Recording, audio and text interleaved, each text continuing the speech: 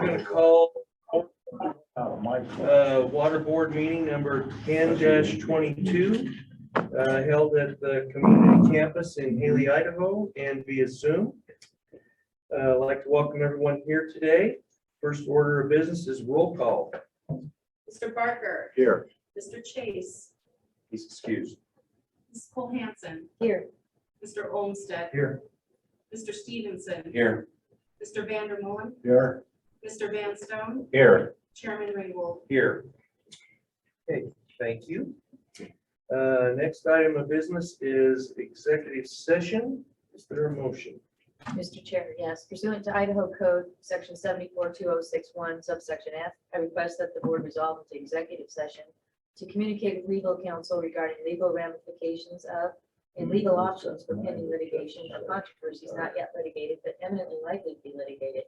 I requested that a roll call vote be taken and that the secretary record the vote in the minutes of the meeting. Second.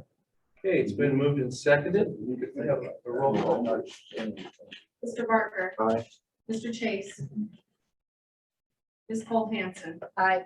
Mr. Olmstead. Aye. Mr. Stevenson. Aye. Mr. Meulen. Aye. Mr. Van Stone. Aye. Chairman Raybould. Aye. Okay. We're going into exec. Check it out. Nope. Okay, folks, we're going to reconvene. We'll call the meeting back to order. We had a roll call at 8 o'clock this morning and moved through the roll call agenda item and the executive session item.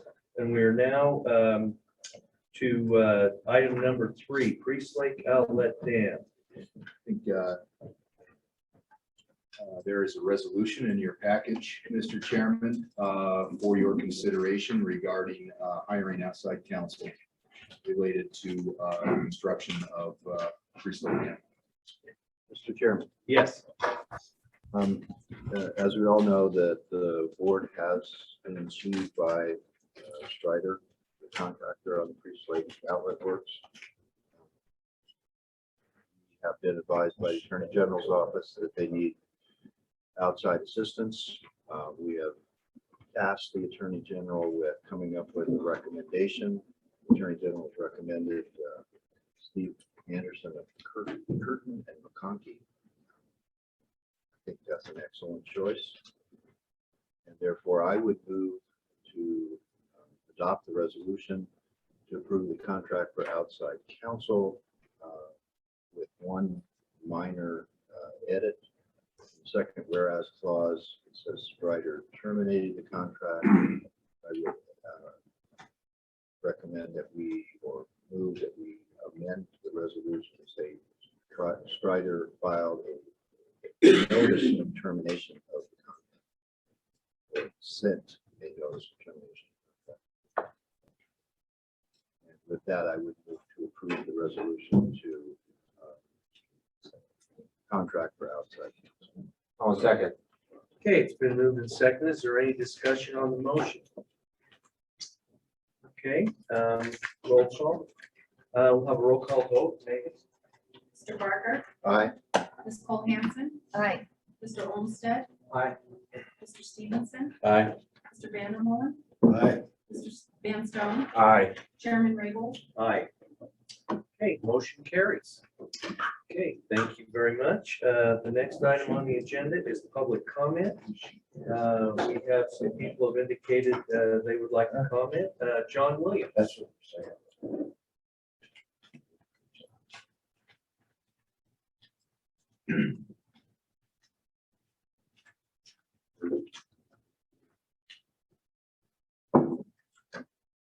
Good morning, Mr. Chairman, board members, Director Stackman. My name is John Williams. I'm with the Bonneville Power Administration. Bonneville is very, very busy. That's an understatement. We're working on the board to Hemingway with our partners, Idaho Power and Pacific Corp, to provide long-term service to our Southeast Idaho customers. Several months ago, we started a provider of choice initiative. This is our post-2028 rates. We're having conversations with our customers. customers and other interested parties. The residential exchange program already reached a settlement in 2012 that conforms to the methodology. I won't go into detail, but it deals with the rate test. We're hoping to, we're starting to have those conversations with customers and interested parties, and we're hoping to reach another settlement. That is separate from provider choice, but it's very important because it syncs up with our rate terms. Just to let you know, the current payout each year is about $270 million to the utilities under that program. We're also participating in the Western Resource Adequacy Program to ensure reliability due to termination of coal plants that's coming. Very important for the region. Buyout operations, as you know, I wouldn't say Bonneville, but the administration has reached an agreement with the plaintiffs for a stay, and we are working on those operation fine-tuning moving forward in terms of how the system is going to operate. The Columbia River Treaty, what can I say? The State Department is continuing to have ongoing conversations with Canada. So with that, quickly, and hopefully I can do this in a very brief way, is just covered two items of interest to of current. Supporting California. With California experiencing record high temperatures and power demand last week, EPA has been able to provide some much needed support. Our CEO and Administrator John Harrison thanked our hydro operation planners and traders who were able to set up the federal system to maximize supply last week and enable us to deliver significant amounts of power across the West during a sustained heat wave that triggered energy emergencies in California and other parts of the Western interconnection. This is yet another situation that demonstrates the value of the capacity of the federal power and transmission systems, as we were able to keep power flowing to millions of homes and businesses when other energy resources were scarce during heavy load hours. The short story is that California and several other Western locations were under energy emergency alerts last week. As you know, BPA makes system sales, including when we make secondary sales on the market. So those sales are a mending of all the generation that makes up the federal-based system, including the four Lower Snake dams. The four Lower Snake dams, generated almost 1,500 megawatts over the evening peak hours last Wednesday. Over the day, they contributed 16,000 megawatts of hours of energy to a very stressed electrical system in the West. So when folks like to say that the four Lower Snake dams are costly and that they don't produce that much, I just provided a different factual observation perspective of how well they perform during an emergency.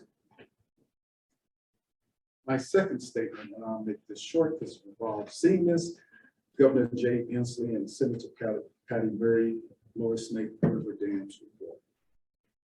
As you know, they didn't come out with a clear recommendation other than as of right now, we can't reach those dams because we can't find the replacement resources to do it. And there's not the political will in the region that can get behind such a proposal to bring to Congress. So with that, Mr. Chairman, that concludes my remarks. And if you have any questions, I stand to answer. Thank you, John. Any questions for John? Al? Chairman John, the Inslee Murray report, get it focus specifically on the services provided by the Lower Snake River dams as part of that evaluation. Mr. Chairman, Board Member Barker, yes, it went beyond just the generation component. It also talked about transportation, the navigation piece, irrigation. So it included those things. And if I understand that report, it essentially said we don't have a way yet to determine how to replace those services. Is that a fair summary? There's two parts to that. As of today, we cannot replace the 4 Little Snake dams with the available commercially variable resources we have today. Second, it's to the navigation, irrigation part, in which the report says the dams costs are estimated between 150 million to 278 million per year. But to replace the benefits that would include navigation, irrigation, everything, it's between $10.3 billion to $31.3 billion. Per year? No. Just one time capital. Yes, and they do have a caveat, in addition to unforeseen costs. Yes. Okay. Any other questions for John? Thank you, John. As always, we appreciate you taking the time to attend our meetings and give us periodic updates. Thank you. Okay. Next, we have Douglas Jones. Welcome, Doug. Good morning.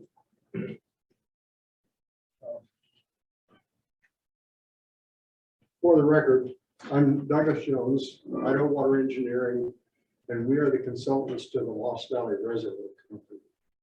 And I wanted to visit with you this morning, give you an update on where we are with Lost Valley. Well, first I should thank the board for the funding they've supplied for the squirrel study a couple of years ago. The chairman's thoughtful thinking and how we could get past the Galloway challenge of priority water rights. Identify and internalize Parsons' core values. The Norm Smanko, mute. Sorry. I didn't know Norm was interested in the project. Anyway, so the board's been supportive. You folks have all known about this project for some time, but what I wanted to do was give you an update on where we are now and what we've done in the last few months. We sent out, and we had told you we were going to do this, notice to all existing Lost Valley shareholders and asked them how much water, new water, would they like to have. And told them this was early summer, late spring, early summer. We sent these notices out. We said, tell us how many shares you want. And we expect $25 to hold your place, payable the 1st of October. We're coming close to the 1st of October. Of that, out of that, we have received commitments, letters of interest from over 4,500 shares of that new water. A little over 4,500 has been spoken for by the existing shareholders in the Lost Valley Reservoir system. And we've had a conversation with the Weezer Irrigation District. They are interested in another, they said 10 to 12,000 acre feet of that water. They haven't put in a commitment yet because obviously they need to have board meeting and some more discussion. But they've indicated they would like to have in the neighborhood of 10,000 acre feet, possibly as much as 12. We also know that there are some other smaller canal companies in the Weezer area that we have not talked to yet, and some new projects that might potentially be developed even in the upper part of the valley. So we think all of the water can be used within the Weezer drainage. Now, at one time, previous Chairman Chase had indicated that the board might be interested in owning some of that space in Lost Valley as well. We had committed, we being, I don't want engineering, we get paid in water if and when the project gets built. But we would be willing to sell our 4,000 acre feet of water space to the board if they're still interested. That commitment would stand if you're interested. If not, we think it can be marketed within the Weiser drainage pretty easily. So that's where we are in terms of knowing how much demand there is for the new water.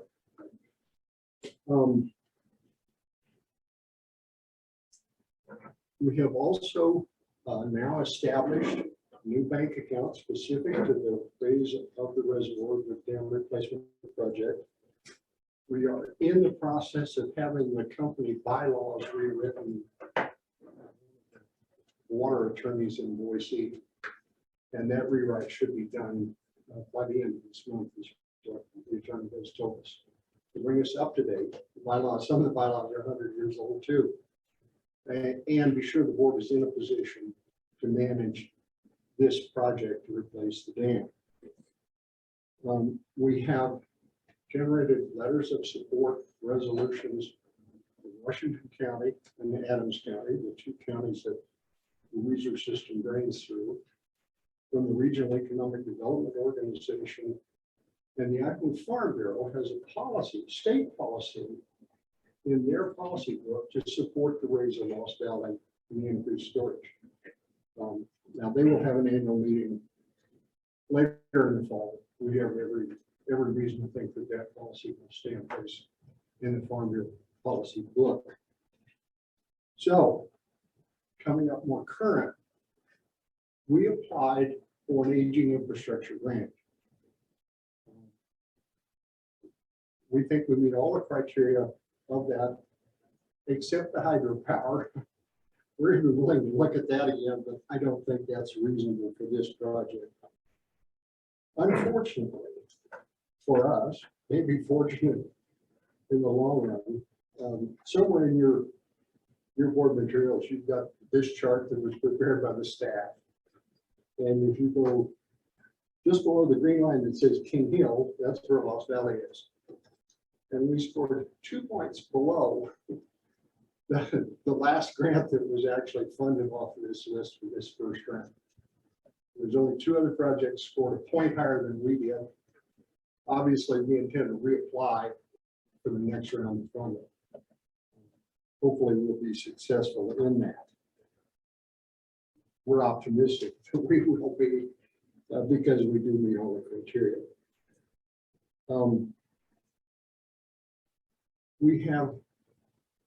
There's so much money floating around out there that, and you know that the next step we have is the EIS. That has to be done. That's a stepping stone to get toward the project.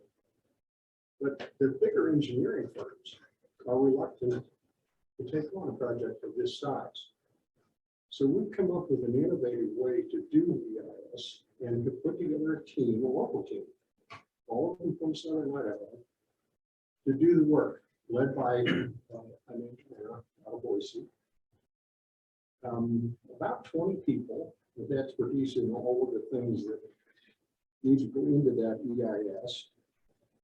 We have an innovative contract arrangement with them, which likely will be approved the next few days. That it's a kind of a pay-as-you-go contract, but it gives us more flexibility to find the first task and then move on to the next. And we think it'll both be cheaper and probably quicker to get done by using this type of a contract arrangement.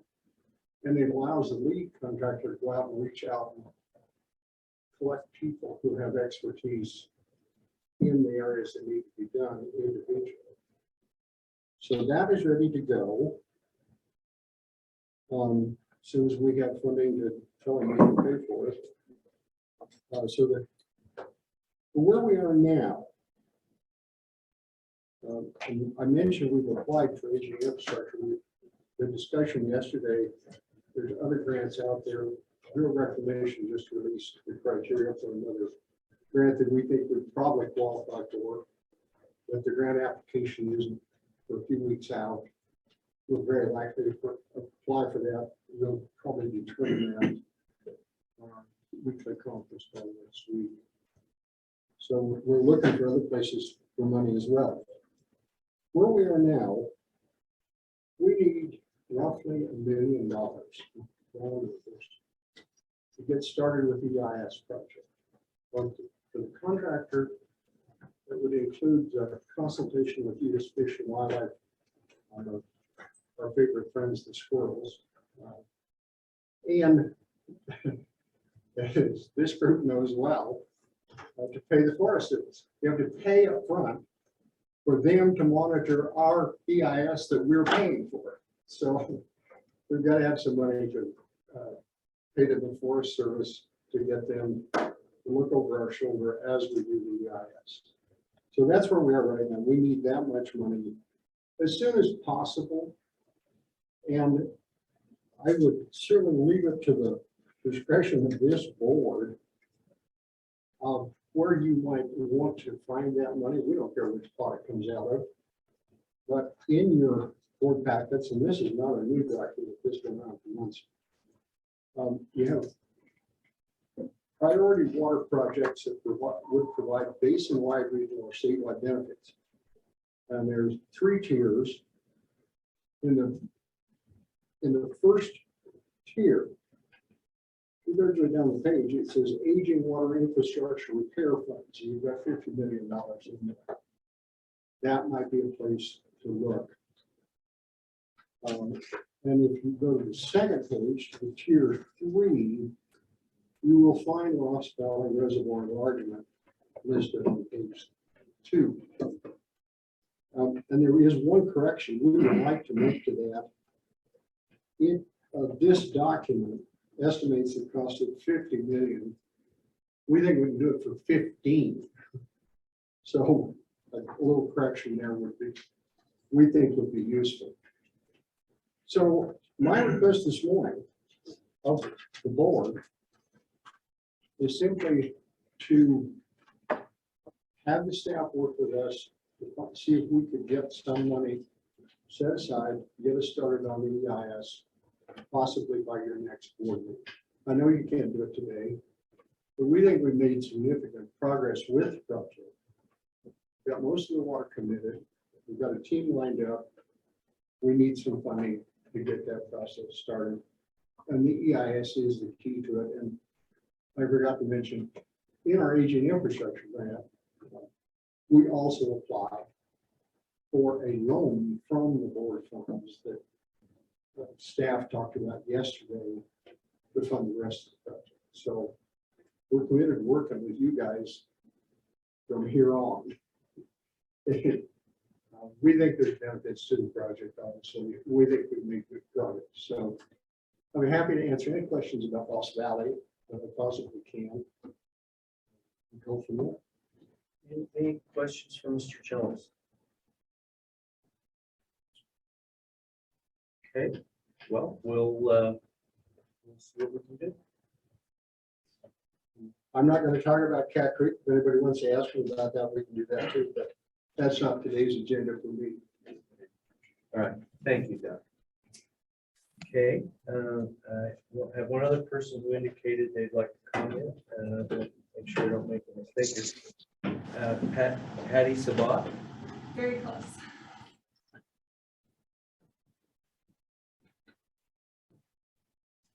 Members of the board, or sorry, chairman, members of the board, director. My name is Hattie Zobot. I'm an engineer with TO Engineers, and I'm here representing Enterprise Canal Company and the Bannock Feeder Canal, both of which participated in the Aging Infrastructure Grant application and the Aging Infrastructure Loan Program. And I wanted to take the opportunity to address the board and let you guys understand how important and significant this program is to irrigation companies in particular. There's significant federal funding that's available, but they still require a 50% match, which makes a lot of the programs, or sorry, excuse me, a lot of the projects that they want to do inaccessible without the board's additional support through these aging infrastructure programs. And then I also wanted to acknowledge the speed and efficiency that the board was able to put this grant and loan program out this year. I know that we had public comment on the grant requirements earlier this year, and then we had the grants due on August 5th. The staff was not only amazing, but supportive and adaptive in accepting the grant and loan applications. And without their help, I think this program would have been turned out a little bit differently. So I just wanted to thank the staff for all of their help and support. So with that, I just wanted to, again, thank the board for developing this program and maybe enlighten you guys on how important it is to federal funding that the board does provide this support, because in grant applications for Water Smart and other NRCS funding, they often ask how the company expects to complete the funding package. And many programs, or excuse me, many companies might expect that the board will support them, but now they can go to those grant applications knowing that they have the board support because of the timing of this program before the funding opportunities that were discussed previously, like Water Smart, that will come out later in the spring. So with that, I'll end my comments. Any questions? Okay, thank you. We appreciate the positive feedback, and the board as a whole, I believe I can speak for, we do have an amazing staff, and we appreciate your staff. Thank you. Okay, but was there anyone else who wished to give public comment? Okay, that's all I have on the list. So thank you all very much. We appreciate your attendance here today. The next item on the agenda is the Lemhi River Basin Settlement. Yes, Mr. Chairman, Ann will lead off and introduce a settlement motion for you. And then we'll move on into an update of where we are with the status report. Okay. Thank you, Mr. Chairman, members of the board. As you will recall, 14 water right applications were filed in the Lemhi Basin for new irrigation rights. Those 14 applications kicked off some negotiations that ultimately culminated in the signing of the Lemhi Comprehensive Settlement Agreement. 6 of the 14 applications were included in the body of the Lemhi Settlement Agreement. An additional 7 were not included, but through settlement negotiations, were able to be drafted to the larger agreement. So we were able to, with IDW's help, get some draft permits together for all of those pending applications.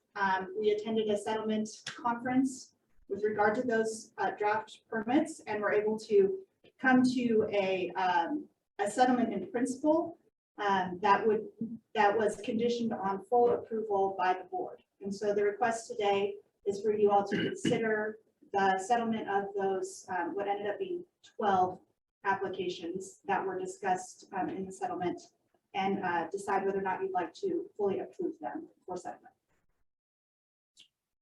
Okay. All right. Discussion, board members?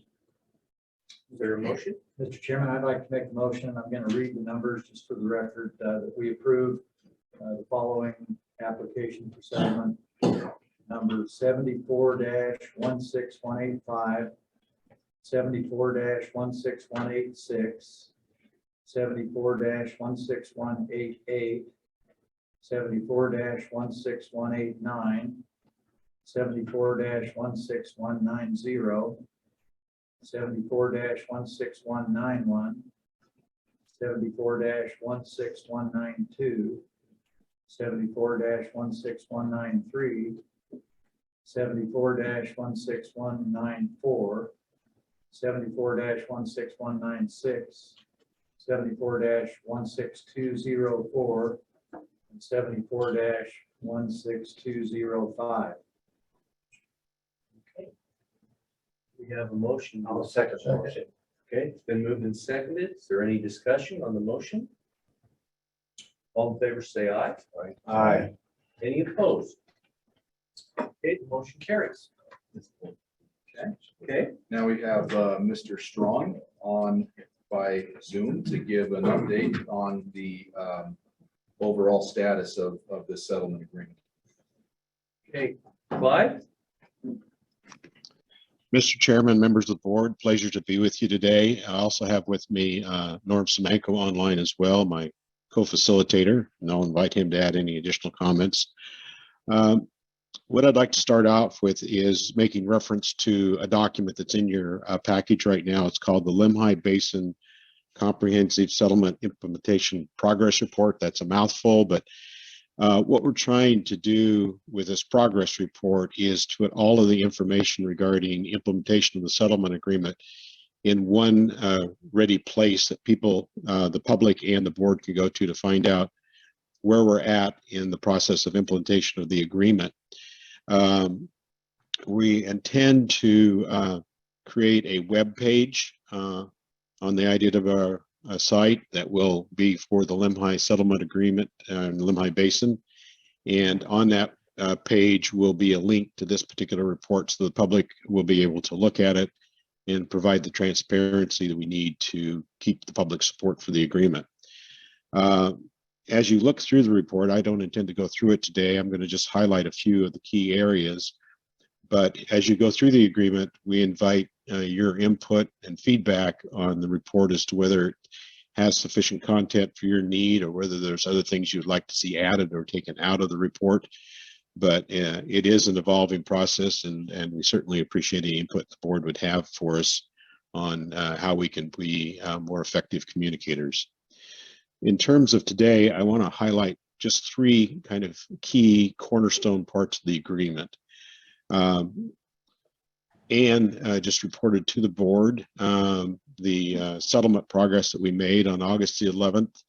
We were able to get all of the pending applicants to a settlement conference, and we're able to resolve all of the private objections and now all of the state objections. And so that completes the part of section 1 of the agreement that requires a resolution of those protests. Where we stand now is there are a couple of additional actions that need to be completed. One has been, that is the applicants on both Big Timber and Little Timber and Big 8 Mile had agreed to a shared priority date. And because of the way the applications came into the department, they were assigned different priority dates.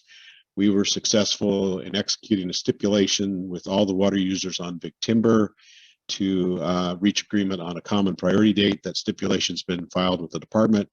And so those Big Timber applications are ready to go to permit.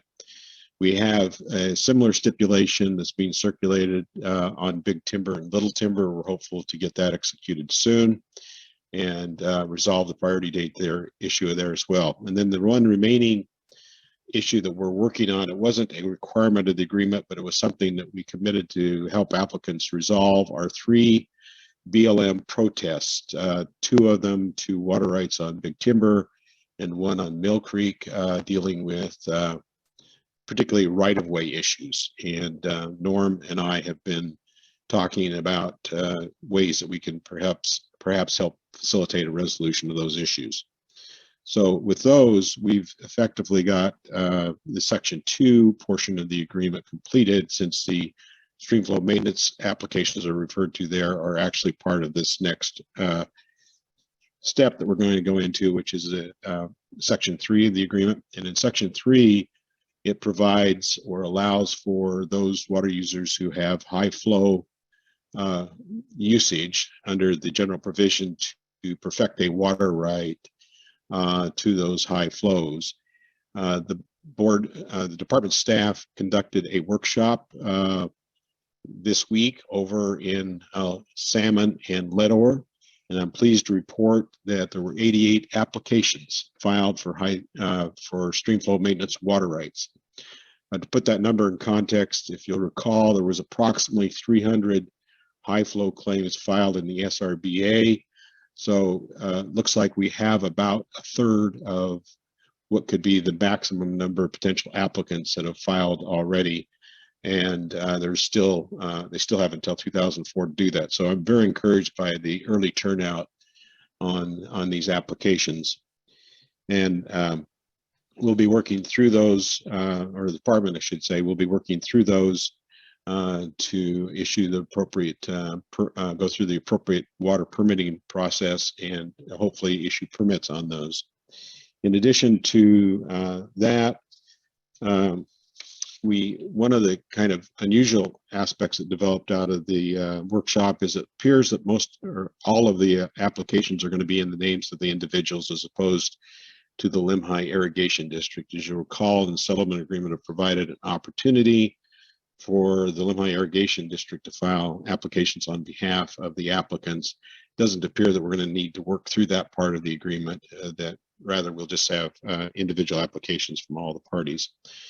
And then a final note on that section of the agreement is that all of the notices that are legally required notices have been completed, with the exception of the notice that will be mailed out. I believe it's in December, with the tax assessment notices in Limhi, and that'll be planned to go forward. So again, making great progress in that particular section. And then finally, in the minimum stream flow section of the agreement, which is section 4, as you're aware, the applications have been filed and a hearing is scheduled for next week in the Limhi Basin to consider these applications. Hopefully that process will go smoothly, and we'll be in a position to move forward and get permits issued on those on the minimum stream flows. So if you think about it in terms of the overall agreement, 3 of the 4 components of the agreement are well underway to completion. And the other area that I'm not talking about today, or didn't intend to spend much time on today, but is being worked on, are the water project section of the agreement. And the staff, Cynthia and her staff, have been working to try to set up meetings, particularly dealing with the recharge, cloud seeding. Those are 2 very active areas that there's an effort underway to try to get meetings scheduled and move forward on those elements. So I guess in summary, what I'd report to the board is good progress is being made, and we're getting a great deal of cooperation from the people in the basin, and it looks like we're going to be able to successfully get the agreement implemented in a very short period of time. And with that, I'll entertain any comments. Any comments, questions for Clyde? Did Norm have any additional comments to add?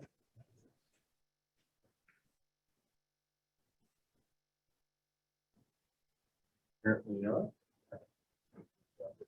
Okay, all right. Thank you, Clive. You did yeoman's effort. This process is moving along actually quite smoothly. And we're all happy to hear that and appreciate your continued efforts to get this settlement agreement finalized and all the components to make it work in place. Okay. Thank you, Mr. Chairman. Next on the agenda is a financial report. Yes, Mr. Chairman, Neely Miller will give the financial report, and then I'll have a little discussion about the ARPA funds. Okay. Good morning, Mr. Chairman, members of the board, director.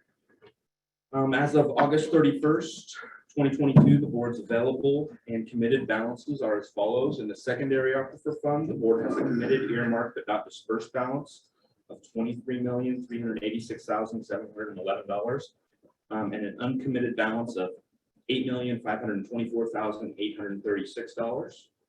In the revolving development account, the board has a committed but earmarked but not dispersed balance of $19,821,833, a loan principal outstanding of $17,508,607, an uncommitted balance of $15,984,952, and anticipated loanable funds available over the next year of $19,484,952.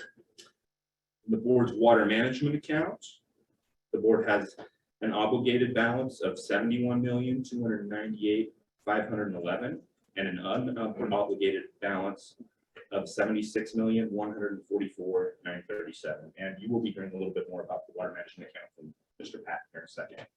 So taking those 3 accounts together, the board has a total committed earmark but not dispersed balance of $189,675,241, a total loan principal outstanding of $17,508,607, and a total uncommitted balance of $25,486,539. And then below that, staff has developed a new section that may be improved in future meetings, but for now, this refers to the ARPA section. And here we have, the board has a committed per House Bill 7769 of $100 million, and then an unobligated balance of $100 million. And again, Mr. Patton will elaborate on that in a moment.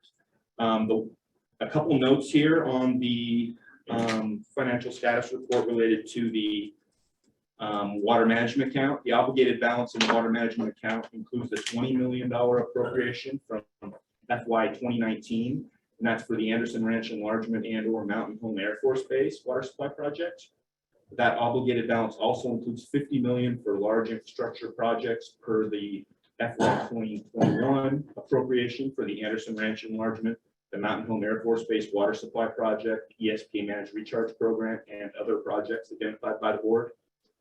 And then that last note there, the water management account unobligated balance includes $75 million per House Bill 769. That's this 2022 appropriation to be used for expenditures, loans, or grants for water projects, including studies to address water sustainability, rehabilitate or improve aging water infrastructure, or support flood management. The legislature provided that no more than 1/3 of this money should be used for grants. And with that, I would stand for any questions. Any questions for Neely? Okay, good report. Thank you, Mr. Patton. Okay, Mr. Chairman, I'd just like to discuss the ARPA funds and a little bit about the water management account funds. May recall that back in 2021, the board passed a resolution allocating that $70 million of funds in the water management account for the Anderson Ranch enlargement, the Mountain Home Air Force Base water supply, additional aquifer recharge infrastructure on the Eastern Snake Plain, and also including $2 million for Bear Lake in that allocation. Then the 2022 legislature appropriated to the board $250 million in ARPA funds that can be used for Anderson Ranch enlargement, the Mountain Home Air Force Base water supply, and aquifer recharge infrastructure. Recall that the ARPA funds will be made available over a 4-year period, with $100 million available to the board in the current fiscal year, and then the additional funds will be made available over the next 3 years. On January 21st of this year, the board passed a resolution allocating from that ARPA funds allocation. You allocated from that $90 million for the Anderson Ranch enlargement, $30 million for the Mountain Home Air Force Base water supply, and $75 million for aquifer recharge infrastructure on the Eastern Snake Plain. Today, you will see the first 3 resolutions asking you to actually authorize spending from those allocations. Staff has created the resolutions that connect the dots, between the projects back to the relevant federal authorities that would allow the board to spend those ARPA dollars for those specific project types. We've run those resolutions by the Division of Financial Management, who is acting, and they told us those resolutions work. We've created them in cooperation with the Attorney General's office. So you'll see those resolutions here in just over the next couple items on the agenda. Another item you may wish to consider at some point is the $70 million you have committed for those projects in the water management account. That would now be paid for using those ARPA dollars. So that's just something you may want to consider at a future finance committee meeting. With that, Mr. Chairman, I'd be happy to answer any questions. Any questions for Mr. Patton? And then I didn't hear your last one on the 20 million, was it for ESPA recharge? Okay. Or recharge, maybe it wasn't ESPA. So earlier this year, the board passed a resolution allocating $90 million for the Anderson Ranch project, $30 million for the Mountain Home Air Force Base water supply, and $75 million for ESPA recharge infrastructure from those ARPA funds. Right, and then today you'll start to see resolutions asking you to authorize expenditures from those allocations. Mr. Chairman, Brian, is the allocation of the roughly 200 million we're going to spend over the 4-year period? We're not trying to get 200 million out of the 100 million that we've only already got, right? Mr. Chairman, Mr. Barker, that's right. As far as actual expenditures, we're going to have to stay limited within the amount that we have in the current fiscal year. And the legislature does have the ability to take back the promise in the future because they can't obligate a future legislature to appropriate money to us, right? Mr. Chairman, Mr. Barker, that is correct. And that is one reason that the governor in his budget and the legislature chose to do it this way over a period of years, is they wanted the ability to course correct in out years if a need comes up or some other agency that might be getting ARPA funds is not spending their allocation or can't spend it for a various project. So is that, Brian, is that a reason that we should be cautious about what we do with that 75 million? Sure, I don't know for sure that other million is coming from. Mr. Chairman, Mr. Barker, that is a consideration. Another consideration is potential for cost overruns on various projects. So if you allocated all 250 million of the ARPA funds for various projects and then you have some cost overruns, you may need a place to cover those cost overruns from as well. Seems to be a reoccurring theme lately. Okay, any other questions? Okay, all right, moving on, I believe we have resolutions to consider. Yes, Mr. Chairman, moving on, we will hear about the Anderson Ranch Enlargement Project. And Cynthia will give an update on, or Cynthia and maybe Laney Pegman, I believe, will give an update on that, and then we will have a resolution. So, Mr. Chairman, members of the board, yes, as Mr. Patton mentioned, we'd like to brief you on the Anderson Ranch project. We have, as I mentioned, Laney, Snake River Area Office Manager with Reclamation is with us remotely to give us an update. And so I'd like to let her give you an update on the status of the project. And then I would like to focus on the resolution that's in your board books. This is, I believe, under the tab 7. So I'll let you find that. But why don't I turn it over to you, Laney, to provide your update. Thank you, Cynthia. Good morning, Mr. Chairman, board members. Really great to be with you again this morning, albeit virtually, but to provide you an update on the Anderson Ranch Dam Raise project. So as you heard from Brian Horsborough at your July meeting, Reclamation this summer completed additional feasibility design on the spillway overlay alternative, a reservoir frequency analysis, and a risk neutrality construction risk analysis. So all of these activities are important precursors to a number of upcoming activities. And I'll touch on a few of those that we have in place. In addition to talking about the design progress this morning, I will provide you an update on our field exploration work, our RIM projects, and touch on upcoming activities under environmental compliance and NEPA. So back to our design work. We are moving forward with the spillway overlay design and its proposed method for construction. We see a number of benefits that this approach has over the original feasibility level design for the spillway work. So we are going to continue to progress through our studies and analysis using the spillway overlay as our preferred design approach. As I mentioned as well, the reservoir frequency analysis, the design and construction method for the spillway overlay, all of these pieces will continue to inform work that the design team is doing and our water management teams, and importantly lead into our 30% design and cost estimate milestone, which is scheduled for next spring. Bring it time-wise a little bit closer to home, I wanted to update you all on our dam safety advisory team review step, and that you'll hear us refer to as DSAT. It was originally scheduled for mid-August. We did need to reschedule that team meeting to September 29th for important reasons related to urgent dam safety needs in other parts of reclamation. Looking at that shift in schedule, though, it will not impact our 30% design major milestone.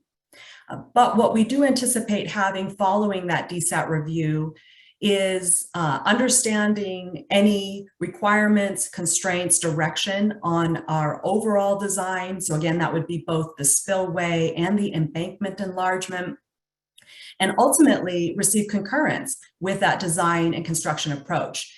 In a way, we see that as an important decision point of the agency that recognizes we have not identified any unacceptable risks, both for construction and for the long-term operation of the dam raise. So I do hope to be able to, and fully anticipate being able to provide you all with specific information following that DSAT meeting at your next board meeting. So I'd like to talk about some activities happening really close on the ground. Our Reclamations Geology Group continues to make really good headway on a number of geotechnical field investigations. They recently completed a soil classification at the Dixie Barrow Pit location and have completed exploratory drill holes at the dam location. Next, they're scheduled to begin mapping on locations near the right embankment side of the dam using our rope access team. They'll also be doing drill testing around the Cow Creek Road detour route. So I would note a quick closeout from an item Brian mentioned last time. All the associated road closures for this geology and field investigation work has ended. Really appreciate everyone's close coordination to ensure that those road closures had as minimum of an impact on folks using that transportation route as possible. Moving forward, there may be a few lane restrictions, but no road closures. So all in all, we expect to finish up this phase of the geotechnical work in late October, early November of this year. I'll move over to our RIM projects. Currently, we continue to advance early design on the reservoir RIM projects in a way that keeps pace and moves parallel with the dam raise design activities. I would note that a hallmark of the RIM projects is close coordination with other managing entities, local, state, and other federal agencies like highway districts, state agencies, and the Forest Service. So we really appreciate the board staff support in these coordination efforts and are continuing to build good information sharing avenues with all of those managing partners. A little bit more specifically, Brian, I believe, mentioned that we were in the process of contracting out survey work for RIM projects. That survey work is approximately 40% complete. The survey data will be used for RIM project engineering designs. I would say, I think maybe my last point in this area is recognizing that the geology group continues to plan out the remaining field investigation work that will carry us through the end of this year.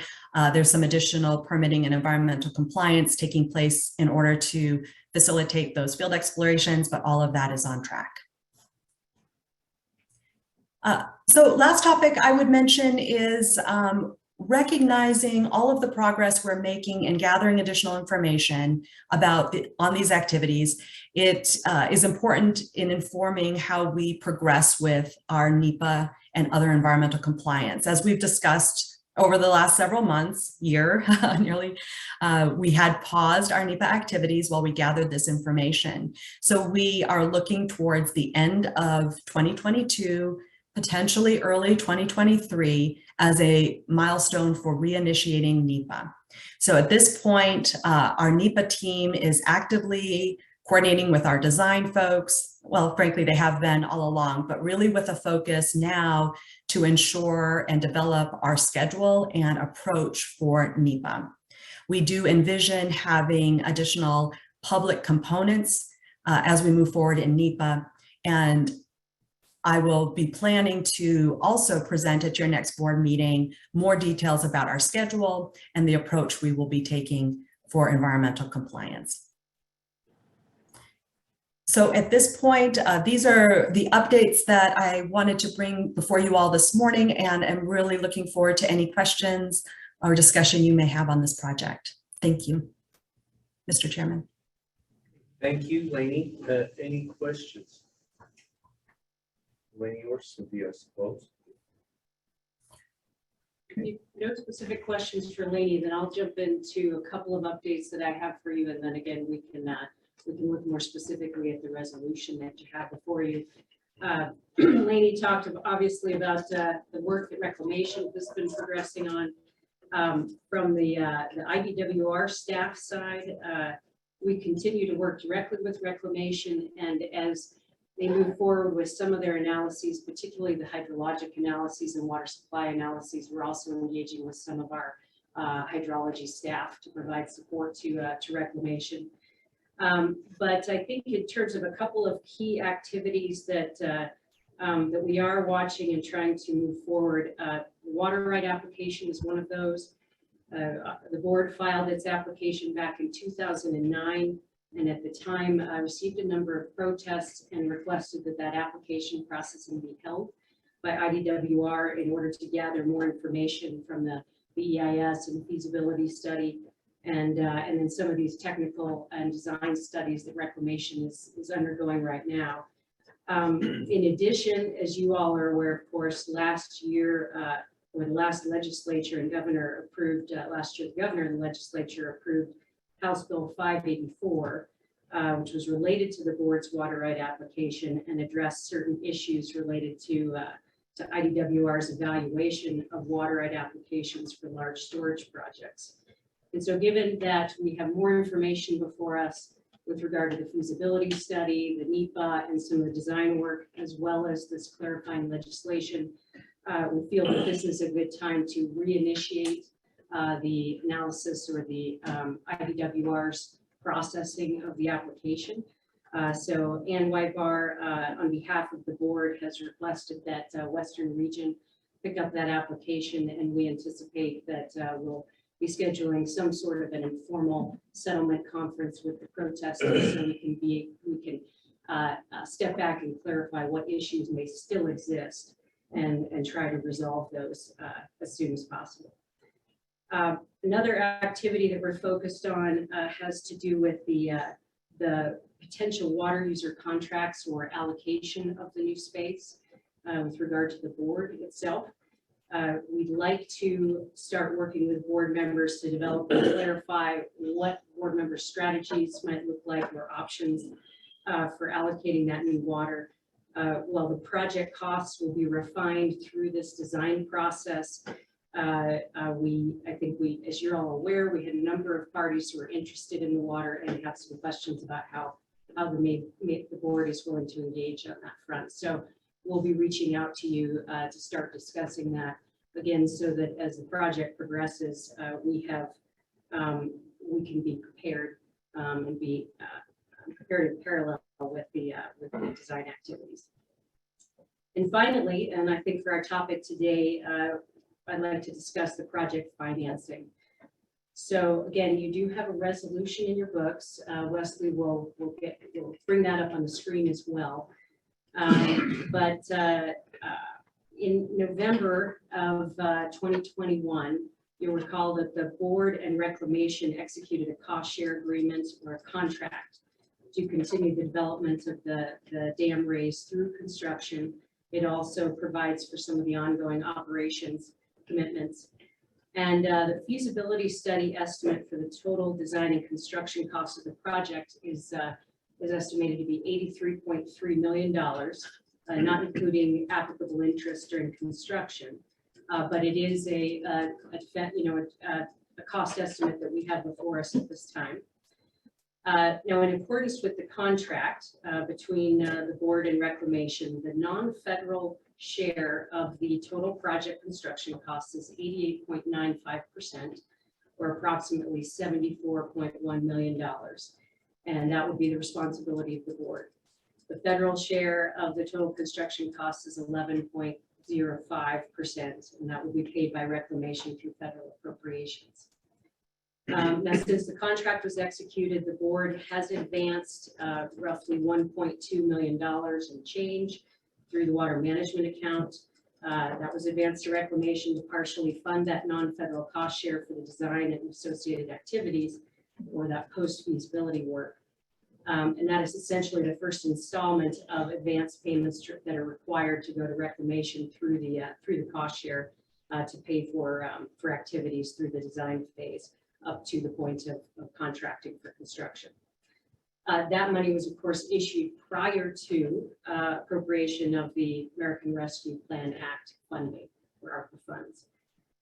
So the remainder of the non-federal portion is currently $72.8 million in change. And this does not account for, I don't know if we've talked about this very much in the past, but I want to make you aware that this does not include in-kind work by the board and IDWR staff, which we are tracking between Reclamation and IDWR staff. And that will ultimately offset the board's contribution. So we'll keep you briefed on that as we maintain that tally. But it's not insignificant. So as Brian and Patton mentioned earlier, of course, $250 million of ARPA funding. Floor has got texture to it. It isn't. Appropriated. We'll add that to the design, of course. It was appropriated for use to support board water projects. And as we've just discussed, $100 million of ARPA funding was allocated in fiscal year 2023 to support projects managed by the board. So given that, and I think Brian mentioned this as well, but funds under the state and local fiscal recovery fund may be used for the purposes of satisfying non-federal matching requirements. That non-federal matching requirements for authorized Bureau of Reclamation projects. Clearly, that fits well with this project, and so we are proposing through this resolution that the board consider allocating the remainder of the non-federal cost share obligation toward this project at this time. The timing is useful in that Reclamation is prepared to issue another invoice or request another advance payment for some of the activities that Lainey's been describing. But this actually, this cost is obviously justified under the existing feasibility study cost estimates. And so this is a clean way to initiate that commitment of ARPA funds. The resolution itself, again, would, I think you'll see here, authorizes expenditures of up to $72.9 million of ARPA funding for the enlargement. That is the remainder of that cost share portion. But we've also contemplated in the language that, that should this project or cost be determined to be greater than this amount, that the board may want to come back at some points and commit additional ARPA funding to the project. So I'll stop there and see if board members have any specific questions about the intent or the language in the resolution. Any questions for Cynthia? Joanne? Mr. Chair, Cynthia, I just want to clarify that the original feasibility cost estimate was done in 2019, correct? Correct. Prior to COVID, prior to the inflation that we're incurring, we're seeing. That is correct. And Mr. Chairman, Ms. Cole-Hansen, Again, at this time, we felt that this was a documented, justified cost estimate to apply to this commitment. However, we are anticipating, and as ladies mentioned, that a 30% design, which Reclamation envisions will be complete this spring 2023, that we will have somewhat improved estimates for the project. So at that time, we can circle back and determine whether additional funding may be available or whether the costs remain similar to what we're in today. Go ahead. If we find out that the cost estimates, that we get a more solid, up-to-date cost estimate, is cost prohibitive for the board to continue forward, what happens with the 72.9 million? Mr. Chairman, Ms. Cole-Hansen, that is a good question. My understanding will certainly the cost share agreement between the two entities allows for termination of the project at any time, and the funds applied to the project would be returned to the corresponding entities. And I believe in the case of ARPA funding, that funding would be returned back to the states and its recovery funds. Al? Would you repeat what that last thing you just said about sending the money back to the state? So my understanding, and we can certainly clarify this, is that the money would be returned from Reclamation back to the state, at which time the state can choose how to reallocate those ARPA funds.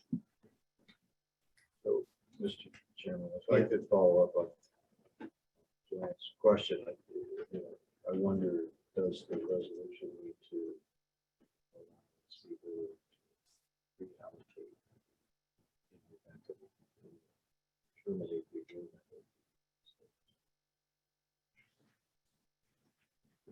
I would seem to think, I would seem to think that we may want to have some language in the resolution that should say, should we choose not to continue for whatever reason, which I think is built into the agreement we have with Reclamation now, that money would be returned for the water board to reallocate to different authorized water projects under ARPA.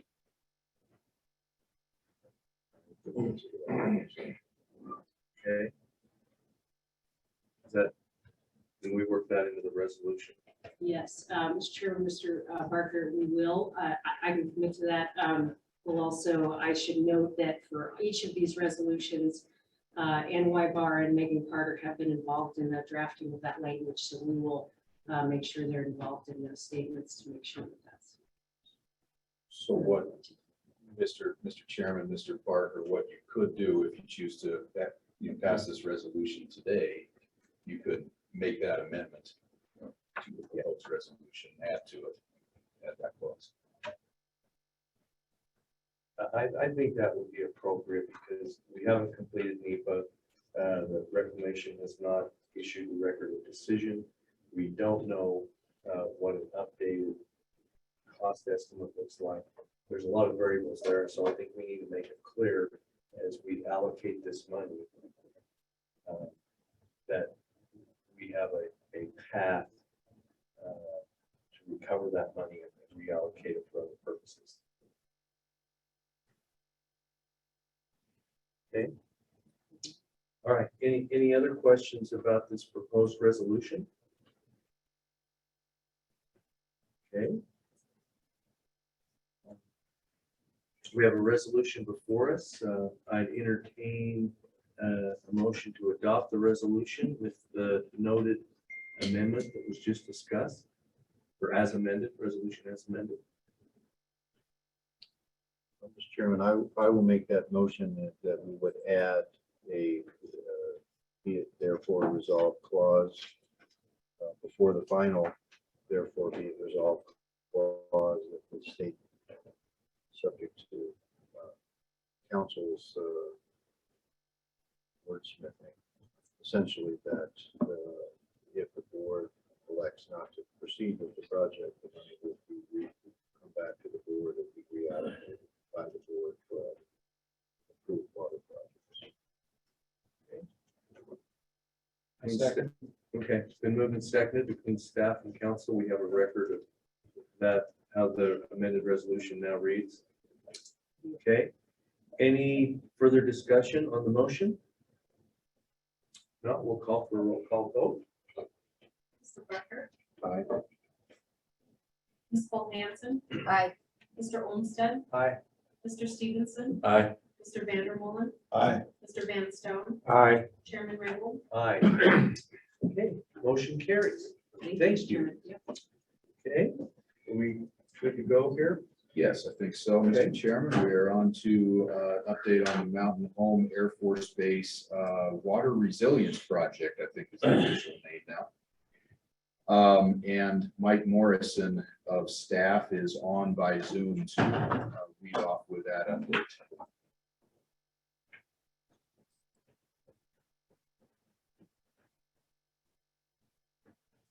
There's the airplanes. Mike can't be far behind.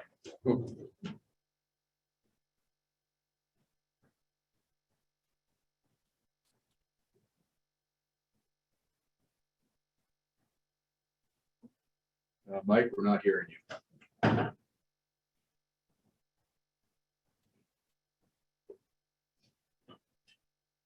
You hearing us?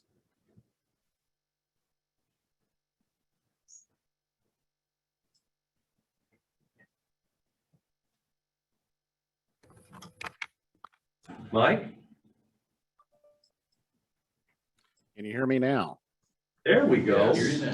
Okay, yeah, the technical, every time I move my laptop, it changes all of my configurations. So, well, Mr. Chairman, members of the board, thank you for giving me this opportunity to update you on the Mountain Home Air Force Base Water Resilience Project. A lot has happened since the July board meeting, and most of it's been pretty positive. In fact, for this presentation, all of it's been pretty positive. So I've got pretty good news to report to you folks. And in this presentation, I'd like to talk about the timeline and project status, an update on our attempt to go get an owner's advisor, the memorandum of agreement, proposed resolution to sign the MOA, and we are moving along far enough that I am now going to ask you to consider a resolution to approve a $5 million from ARPA funds for this project. And just as kind of the slide here, just to remind you, we've been working on this project for quite a while. This is for a test facility that we actually had there in 2017. You can kind of see the van that it was in, and this is actually pulling water up from the river, and they were experimenting with different ways to treat it. The structure on the top is because some of the equipment in there is too big to fit into that van. At any rate, I received a phone call from the Army Corps of Engineers here a few weeks ago requesting all of the data from this. So this, even though we spent quite a bit of money on this, I just wanted to let you know that that previous effort hasn't gone wasted. The data from this is actually being used to help design the water treatment plant that they're going to be building at the Air Force Base. And we'll take a look here at the timeline. Now, at the last meeting, at July's meeting, I indicated that it was looking like we were on track to be about 6 months late. That is that we weren't going to complete the project until about 6 months after the beneficial use deadline. So one of the pieces of good news that I've got is that partially as a result of you folks approving our request to start working on getting an owner's advisor before we had completed the MOA, we were able to bring those dates up a little bit. And the staff was able to expedite the process of getting an owner's advisor. So I think all in all, instead of being about 6 months late, we're only about 3.5 months late. And of course, we're still working on getting this done on time. We want to make sure that we complete this project by the beneficial use deadline. Any questions about the timeline or schedule? Any questions? I think we're good. Mike? Yes, Mr. Chairman. Okie doke. Okay, so I'd like to start talking about our search for an owner's advisor.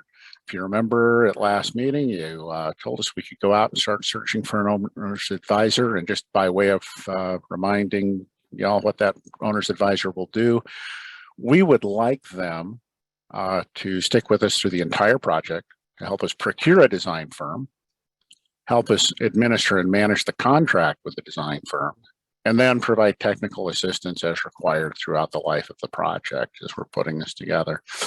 You remember that picture of the van that I showed you from the 2017 pilot plant? This right here is the inside of that van, and if you can see these skylights up here, that actually is that big structure that was on top of it.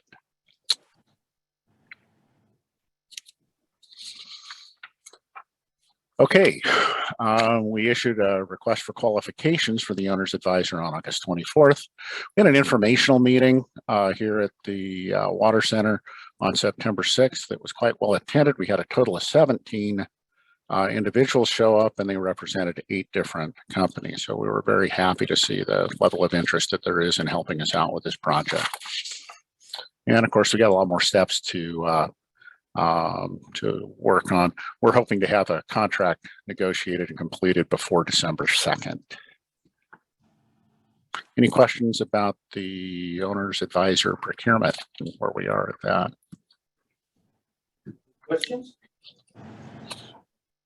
I think you're doing great. Keep pushing Okay. on. Yeah, boy, this is great. Thank you, Mr. Chair.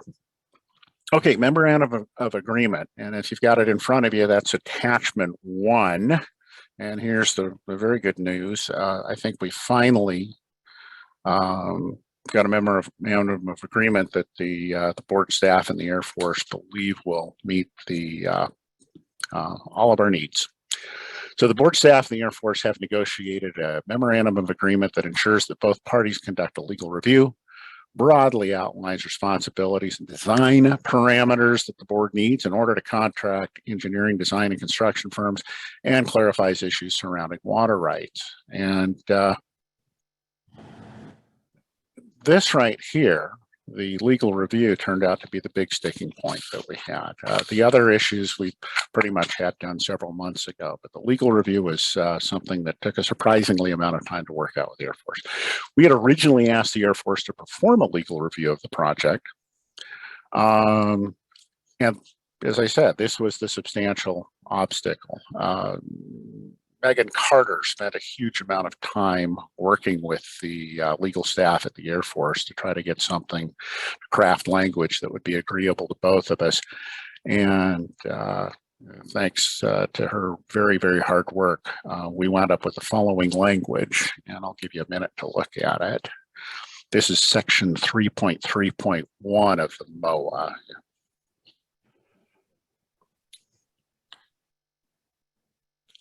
So really what this does is assures that both parties conduct an ongoing legal review of the project. We had originally asked them to conduct an end-to-end review of the project early on.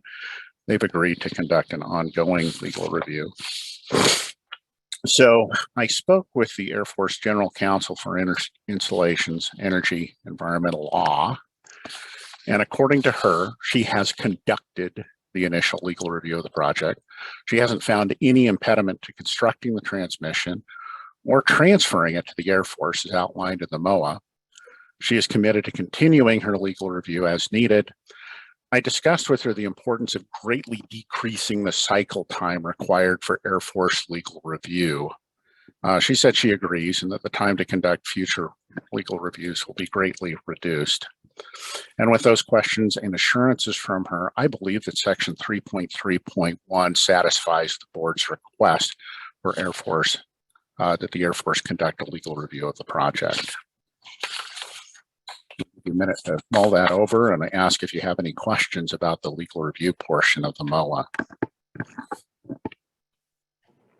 Any questions?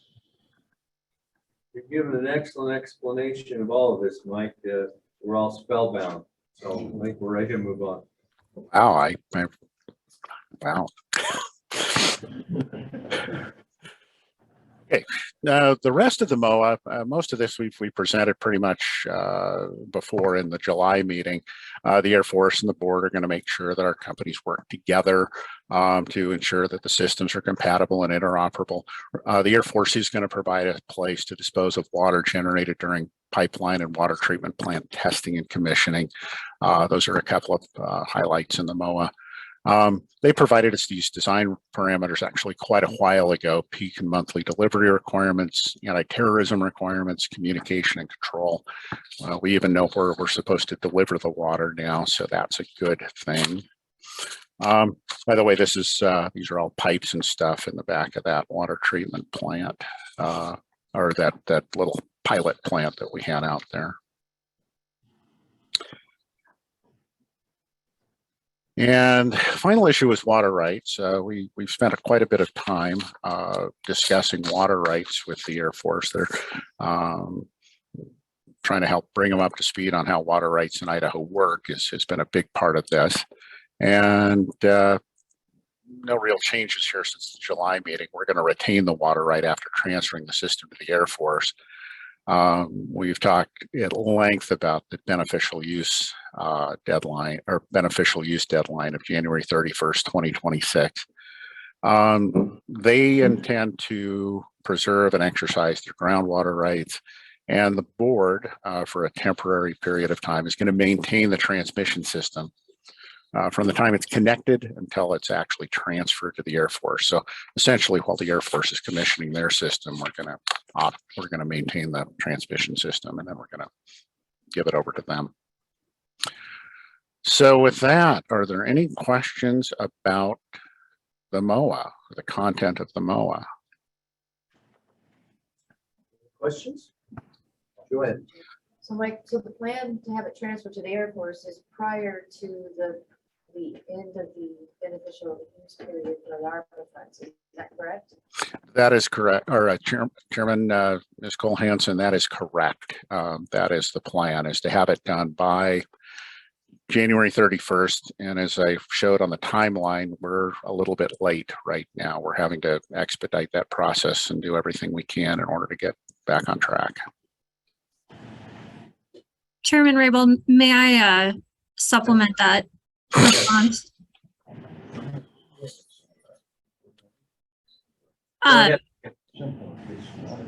The goal is to have the construction complete and water flowing through the system so it may be beneficially used, but the transfer of the pump station and pipeline won't occur until after that period, just because of the timing issues with that. It's all kind of fluid right now, is it not? We need to put water through the pipe and put it to beneficial use at the base by January 31st of 2026. And depending on when the project is complete and operating, that's when the Air Force will take the keys to the transmission system and begin their own operations. That is correct. Okay. Mr. Chairman, if I may, this is the timeline that we've got. We're planning on actually completing construction by the beginning of summer of 2025. And that's because the Air Force is going to need time during the summer. That's when water treatment issues are they're the hardest to tackle, is during the summer months. They're going to need to be able to commission this during the summer months. So we're planning on getting done around June of 2025. That gives the Air Force this 7-month period of time at the end to commission the plant. Problem is that commissioning time is still running over the beneficial use deadline. Did that clarify things for the board? Mike, I think it did. I'm just saying that it's not an absolute that the transfer of the pipeline can't occur until after January of 2026. It'll occur when it occurs, but that transfer isn't dependent on the January of 2026 deadline. That is correct, sir. Yes, that is correct. Brian, Mr. Chairman, Mike, not really the MOA, but will all the water from the pipeline go through treatment, or are there going to be two systems, one treated and one non-potable? The plan right now, the treatment plant is being designed for about 3.5 million gallons per day. And so everything going through the pipeline would be treated. So at the moment, they do not have any plans for non-potable water to be delivered to the base from this pipeline. okay. Any other questions? Okay. Thank you, Mike. Does that put us to? Yeah. Still has. Oh, you still got, okay, go ahead. I've just gotten started. So, Okay. yeah. Okay, so staff is proposing that the board authorize its chairman or another designee to sign the MOA. And the MOA is in the packet I provided to you as attachment 2. So I guess, do we have any other questions about the MOA or the resolution? Any questions? Okay. Mr. Chairman, I guess I do have a question. How do we disentangle ourselves from this if we run into problems and somebody wants to order that? Is that addressed in the memorandum of understanding of agreement? Question for Megan. Megan, yeah. Megan, are you still on the line? Did you hear Mr. Barker's question? I am still here and I did not hear the question. So, Mr. Chairman, Megan, the question was, is there a way for us to disentangle ourselves from this project if we run over and we lose the water right? What does the memorandum of agreement say if that eventuality happens? The memorandum of agreement does not discuss that eventuality. It does specify that the board will work to ensure that in some fashion or other, the beneficial use deadline will be met. This could include hauling water from the Snake River or revisiting the agreement with the conditions on the water right. But it doesn't go into any further detail than that. We do anticipate the likelihood of supplementing the MOA or amending it in some way as we get further details on the two different parts of the project. That's your question. Yeah, I'm not sure I like the answer, but Okay. yeah. All right. I think that something that we will have to do is get this pipeline built and deliver water in some fashion to the base prior to January of 2026. We have to rent a couple of hand lines and water that grass around the visitor center. We'll do that. We'll beneficially put some water to use at the base before the deadline, some way, somehow. I think that would be our intent.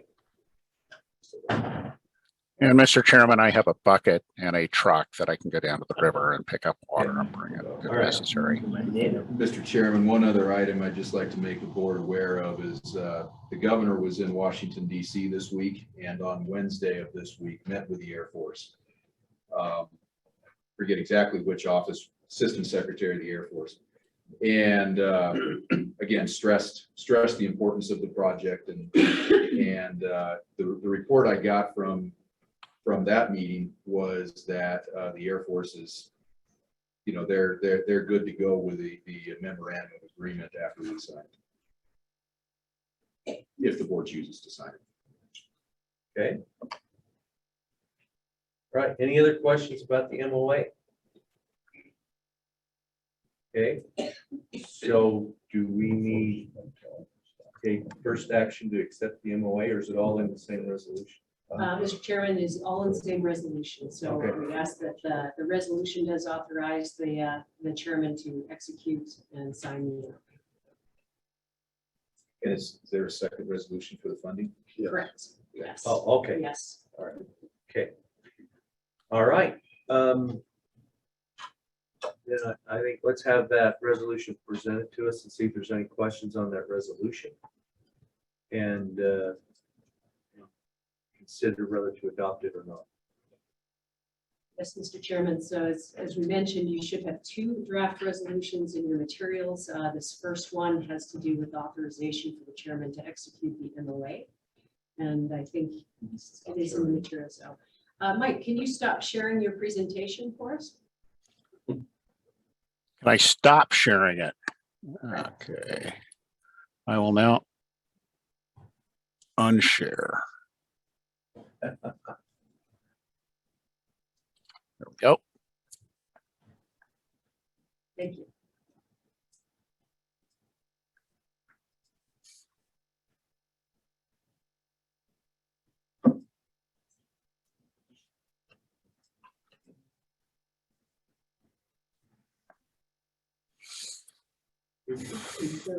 We have a resolution before us. I think Mike's done a good job explaining what's in the MOA.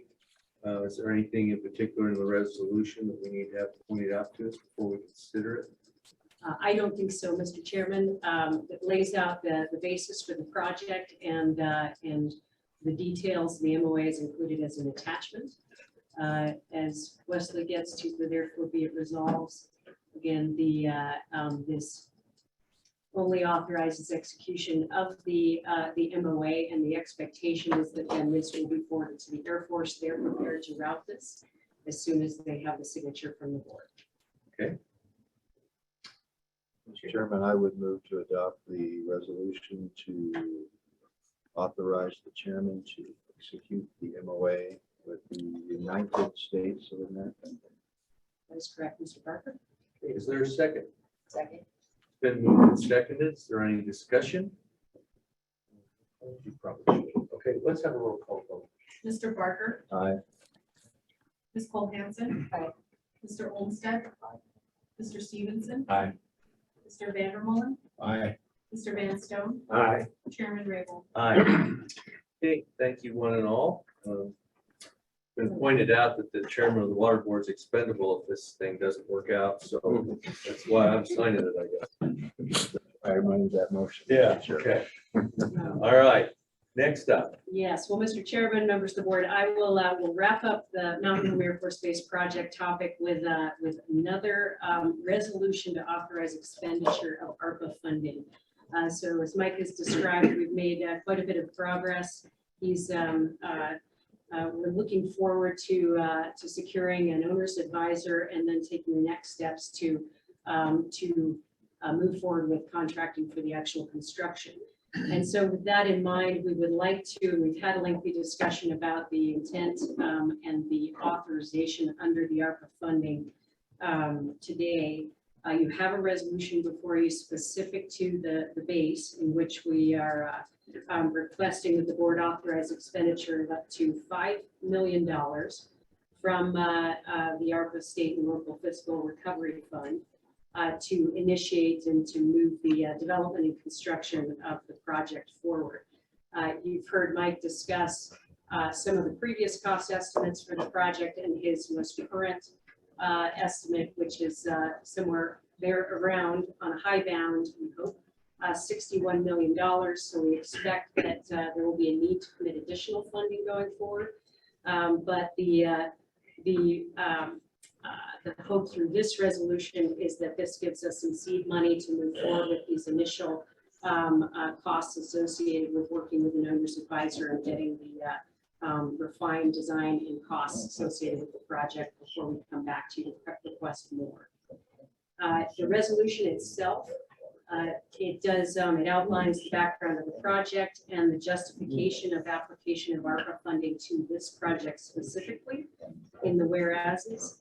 And again, therefore be it resolved, it authorizes expenditure of $5 million at this time of ARPA funds for the project. Okay. Is there any questions on this resolution? Chairman, I so move. Okay, I'll second. Been moved and seconded to adopt the resolution. Prepare for roll call vote on this one. Mr. Barker, Aye. Ms. Cole-Hansen. Aye. Mr. Olmstead. Aye. Mr. Stevenson, Aye. Mr. Vandermolen, Aye. Mr. Van Stone, Aye. Chairman Raybould. Aye. Thank you. Keep going, or do we need? Keep going or break? Could use a couple minutes. Yeah, okay, 5 minutes. Okay.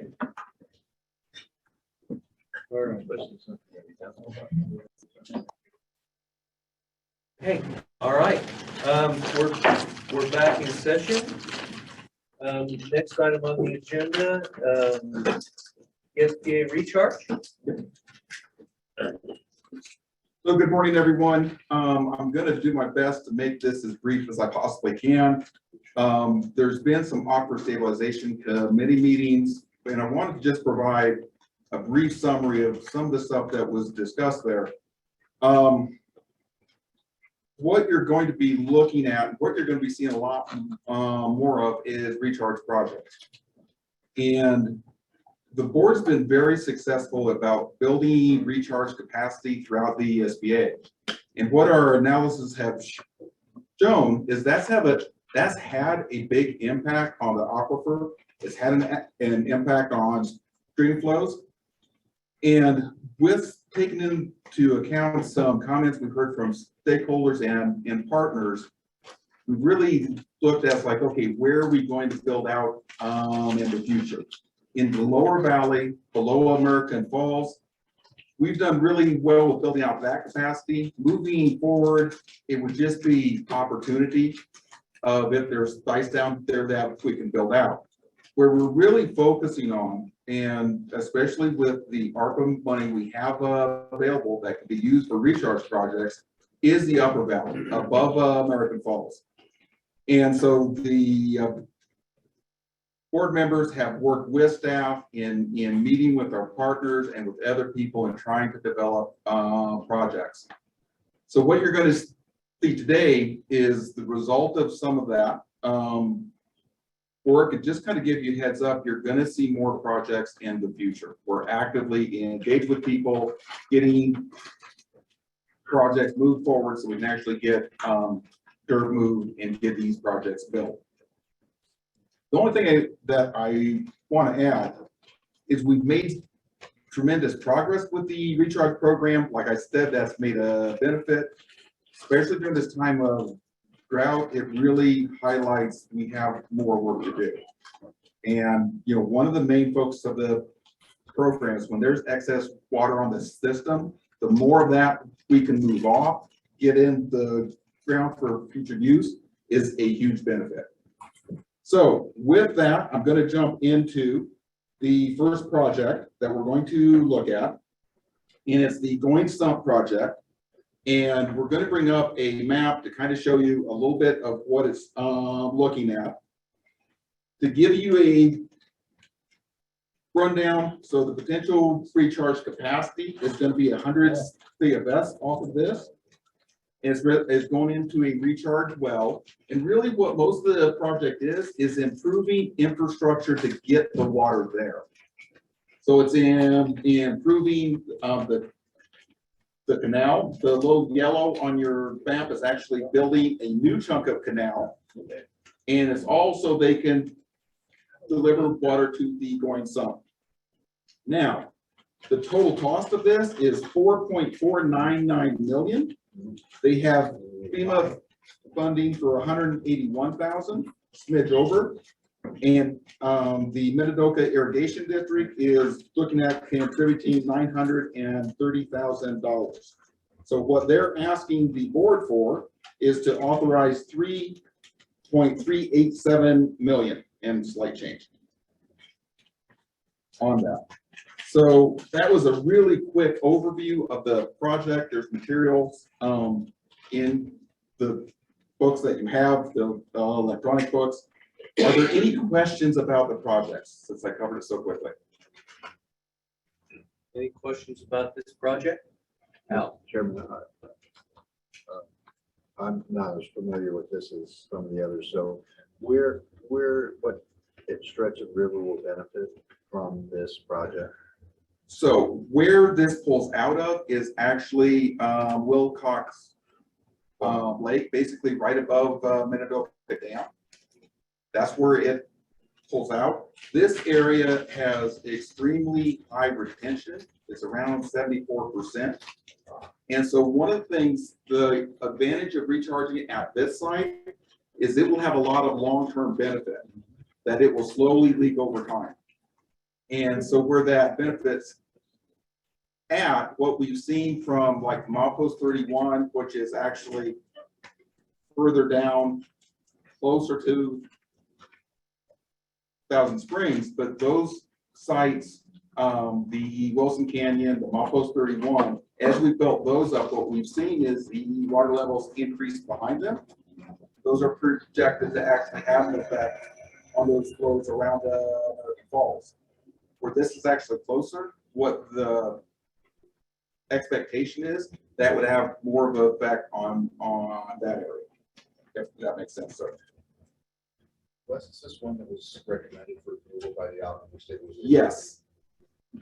Thank you very much, Mr. Patton. And so the Aquifer Stabilization Committee on both projects that I'm going to go over recommended the approval of both of these projects. Further questions? Okay. With that, we'll go to the resolution. And not going to go into great detail. Again, there's a lot of stuff that we have in here that ties it back to the ARPA funding. The key things, there's parts of the Clean Water State Revolving Fund and the Drinking Water State Revolving Fund that both these projects tie into and justify the use of the ARPA money. And the rest is just describing how we really got here.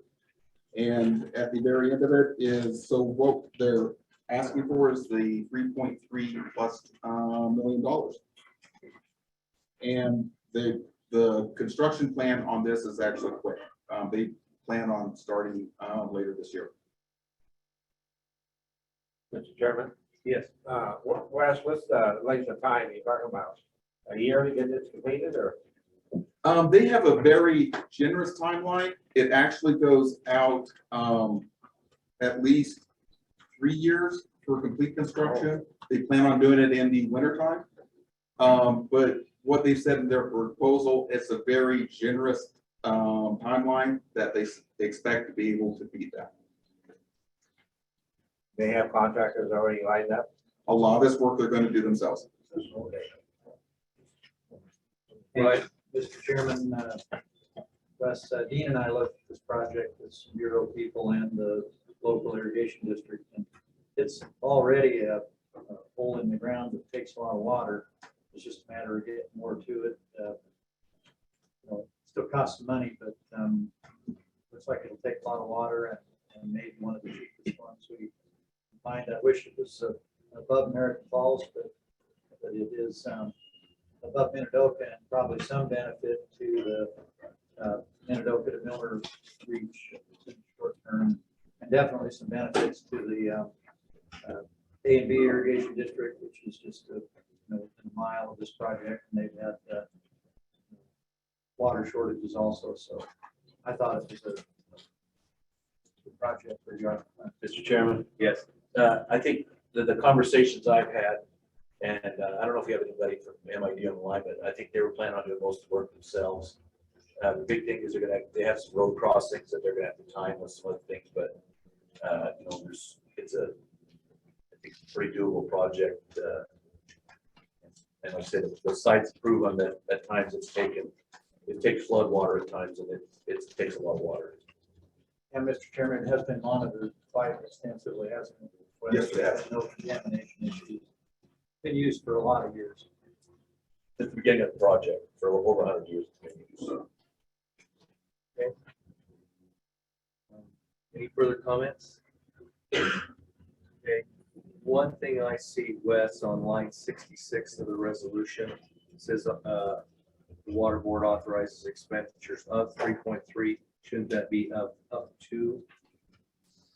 Yes. Okay. There's any further questions or discussion? Only comment, I think this won't come in under budget. That they're gonna do it themselves and been pretty liberal on making sure it's enough. I'd be surprised if Mr. Chairman, Yes. Shauna Adams, Project Manager for Minidoka Irrigation District. Glad to have you. Thank you. I just wanted to weigh in really quick before this goes to a vote and just say that we already have plans in place this is an open channel that's already in place, and it's just the increasing capacity at Cap Holly and installing a new channel. We already have our B2/1 channel is in place, and it's simply improving that infrastructure to be able to increase the capacity. This project, like Mr. Hipke said, we are giving ourselves a very generous timeline because we only intend to work on this project between October and February. We don't want to work on it when we're expected to be delivering water to our water users. So that's the reason we're giving ourselves a lot of time to work on it. Thank you. So, Mr. Chairman, just following up on Brian's comment, the next line that you have to be on after what you do, says, we're gonna have to spend more money.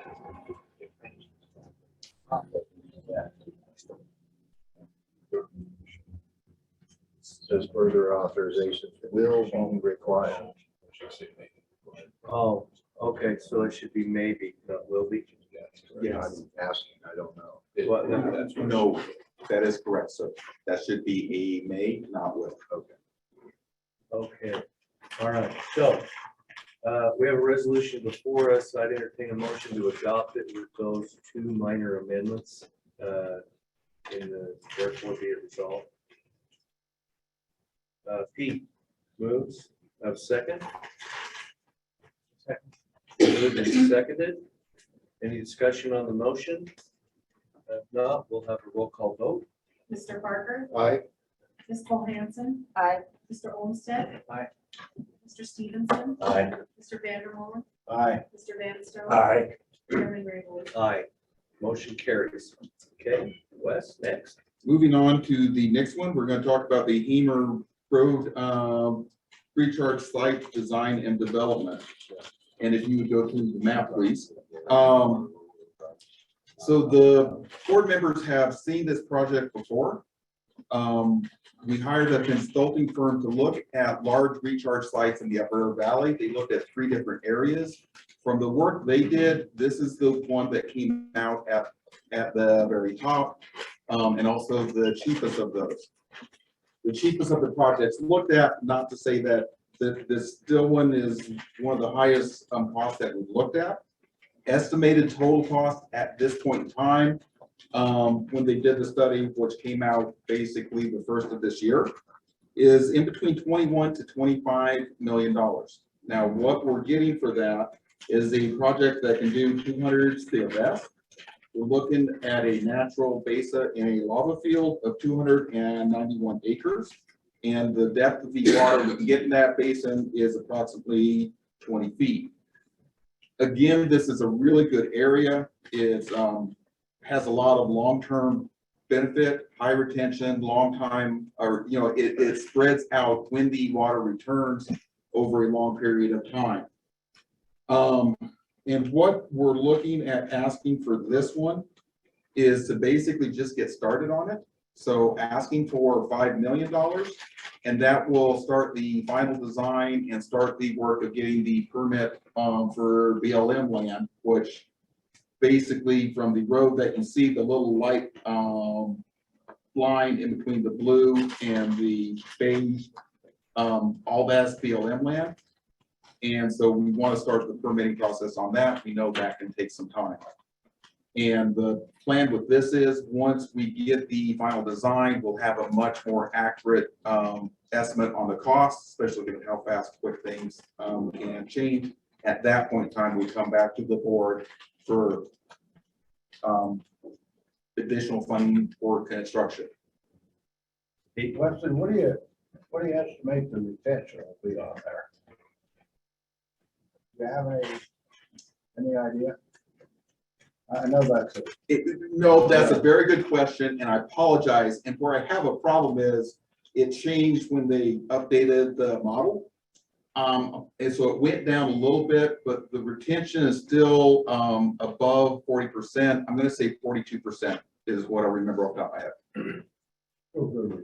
Is, and especially for that area above American Falls, it would, this area has the highest retention of any of the projects that we've looked at. Pretty much all the rest of them, the better areas are around 30% and they go down from there. Any other questions? Al? Mr. Chairman, I have the same question about, sorry, I missed the stabilization committee. I had the same question about the benefit. Where does it benefit? What stretch of the river? How long does it take? Over what period of time do we get that benefit? So if you look in your board materials under the map, and so actually we could go to that. And so when we do some modeling, and I'm kind of chuckling because I understand the difficulty of scrolling on these. So this gives an idea, and what this map shows is recharge in the area. So about 60% returns back to the Ashton Rexburg reach within 1 to 2 years. The rest of it is much longer.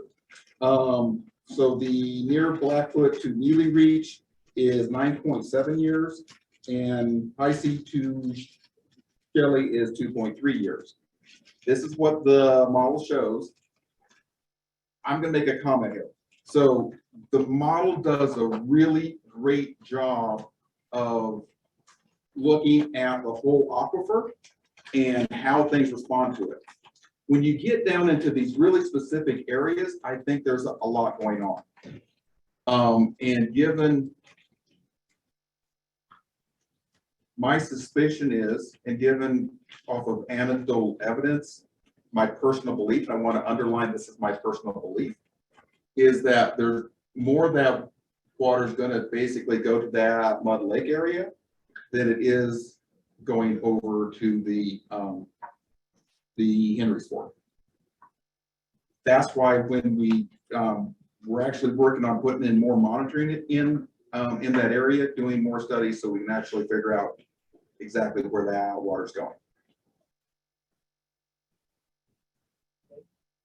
Mr. Chair, I'd like to make a comment. We went up with, Brian and I went up with the board with Wesley, and we looked at these sites, and if we're gonna make our numbers for the state, we're gonna have to have every site we could find.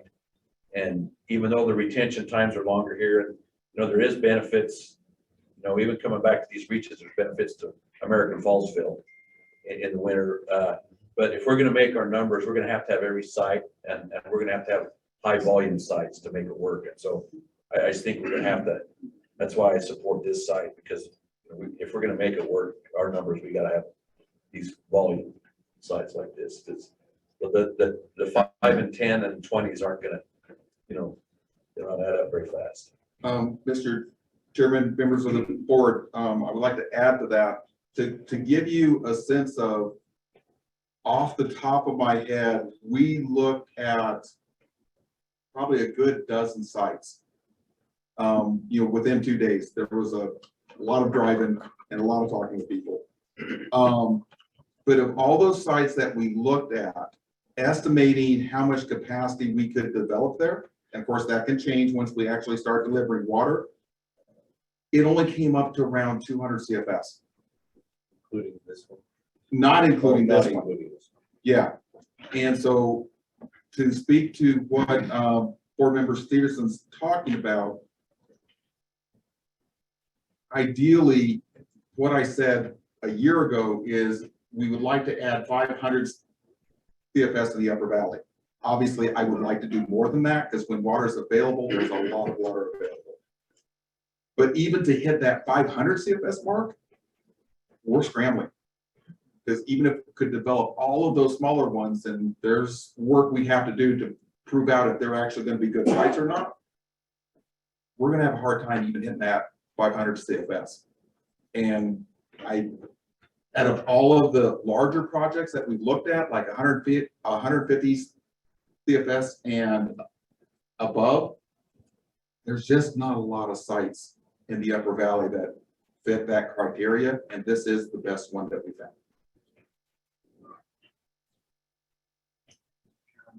Mr. Chairman, Wes, so this is not my preferred site, but kind of like what Dean said, I think we're gonna need all of them. When we get those high water years, we need to do 1 million acre-feet rather than 250,000 above American Falls.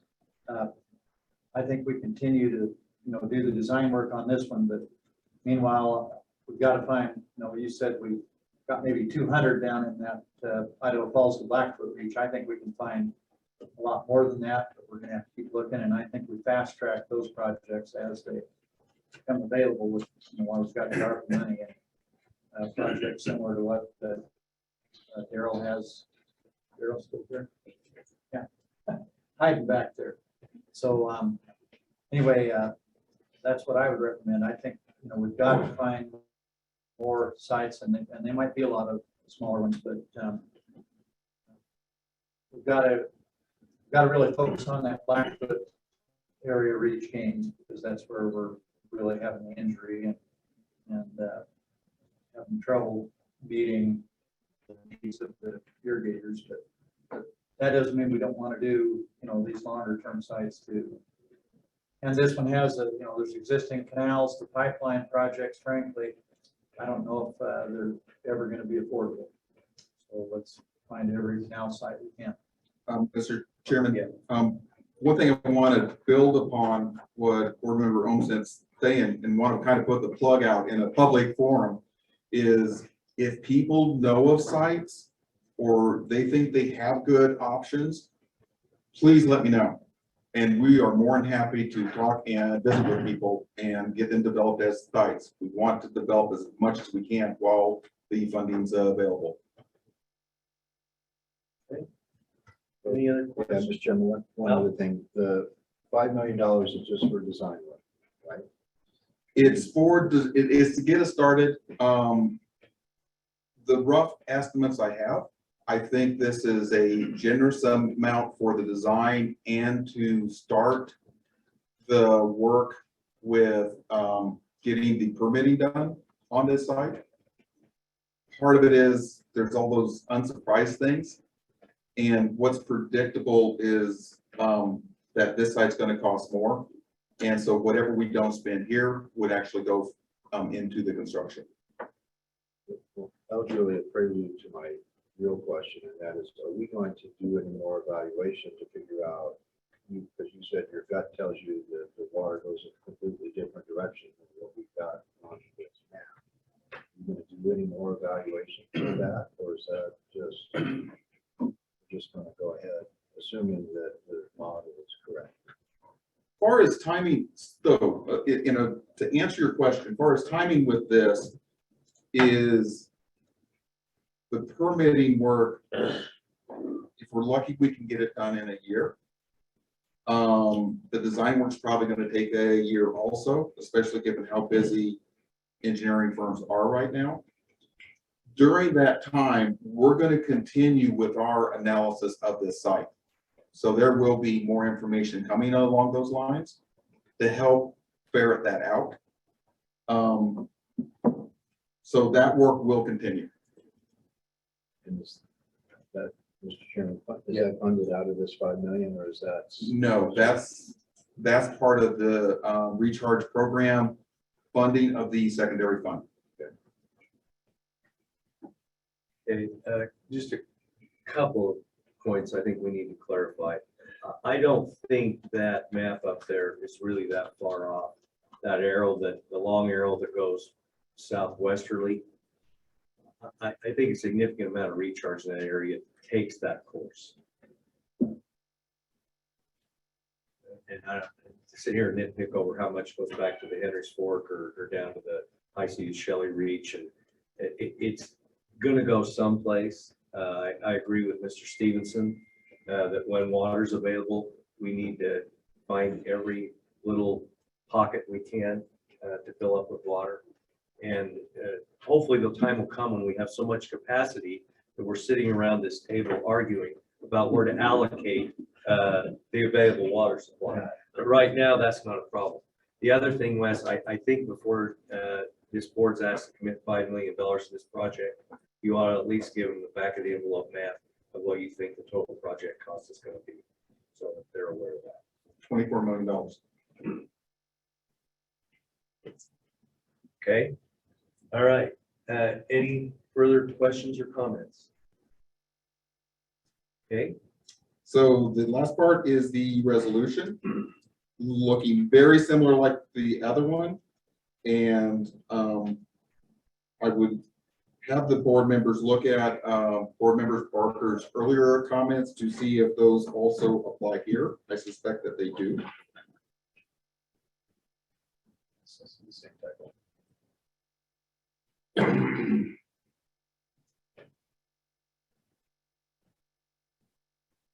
I think you could leave will be. On this one, that's probably a little safer, yes. Yeah, you could, I change it to maybe and up to. That gives you some flexibility. Absolutely, sir. That's a very good change.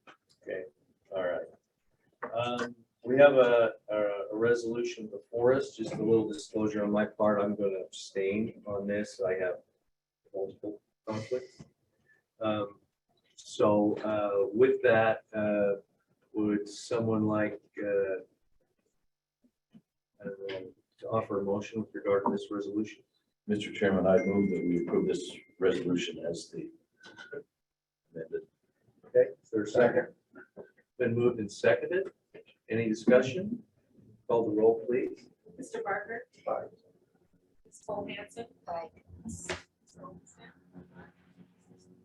Aye. Mr. Van. Aye. Mr. Mansell. Aye. Chairman Raybould. Abstain. Okay. The only last comment I will have is it's already September. Recharge season is going to be starting up again in October. So we'll be seeing more about that in the. All right. Thank you. Let's see, I got one final comment. Yes, sir. One question, BLM, get that done in a year. That is a very good comment, sir, and I would agree completely. That always makes me very nervous. Mr. Chairman, Yeah. I have one more comment again. You know, Wesley and the crew working on this, they put an awful lot of work in, and I just want to know how much we appreciate what they've done there. You know, they looked at a lot of sites, you know, Brian went with us, and we had the hybrid grass for them, and you know, they've done a lot of work in a difficult area to work with there, so appreciate it. And Mr. Chairman, follow up, we've got invitations from at least a couple more Blackfoot area councils, some stuff, you know, next month or so. Yep. And we'll get those scheduled. Absolutely. Okay. Thank you. All right. Next, we have aging infrastructure grant funding. Yep. We will present a resolution to you. Thank you, Mr. Patton. Good morning, Mr. Chairman, members of the board.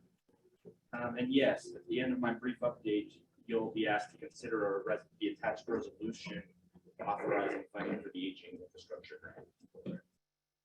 As you're aware, in 2022, the legislature appropriated over $75 million, of which 1/3 of those funds could be used for aging infrastructure grants. The legislature also talked about having the board develop a criteria through public input. That criteria was developed and adopted on June 7th. And it set out the application guidelines, application due date of August 5th, and a budget for round one of $12.5 million, half of the funds that you have available for this program. The board received 31 grant applications requesting approximately $41 million in funding. These applications were evaluated, scored, and ranked by a staff evaluation team according to the criteria developed by the board.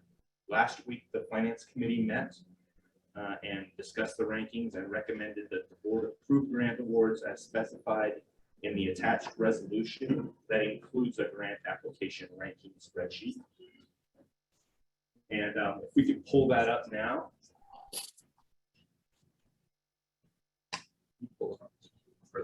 Yes, yes. And I just want to highlight that I did notice one typo here on line 21 and 22.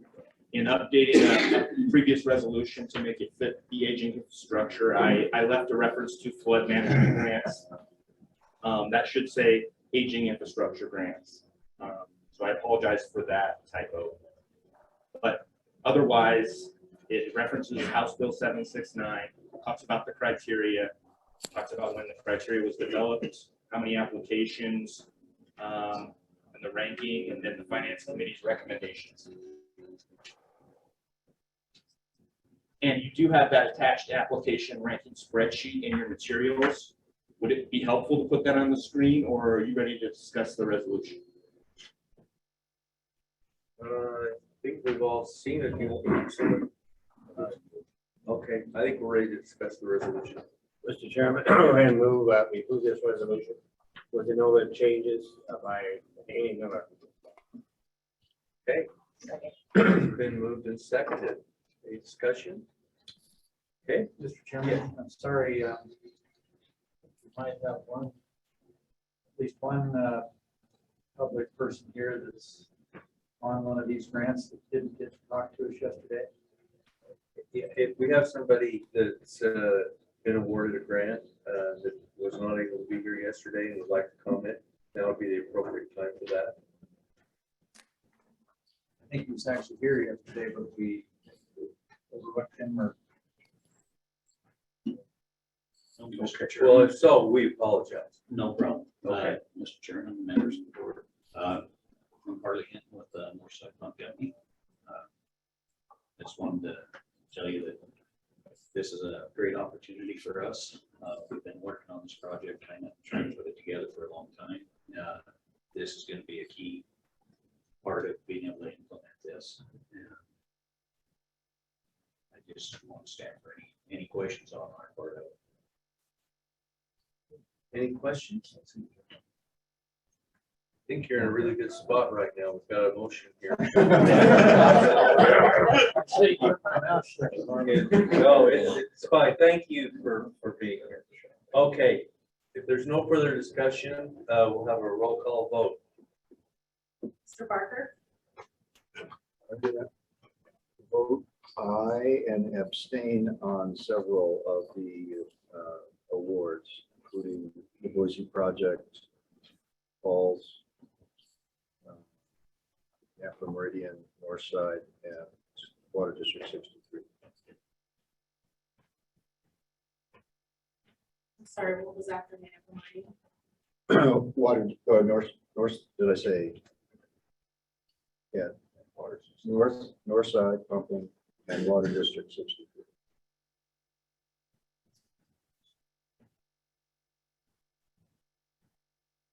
Ms. Cole-Hansen, Aye. Mr. Olmstead, Aye. Mr. Stevenson, Aye. Mr. Vandermolen, Aye. Mr. Van Stone, Aye. Chairman Raybould.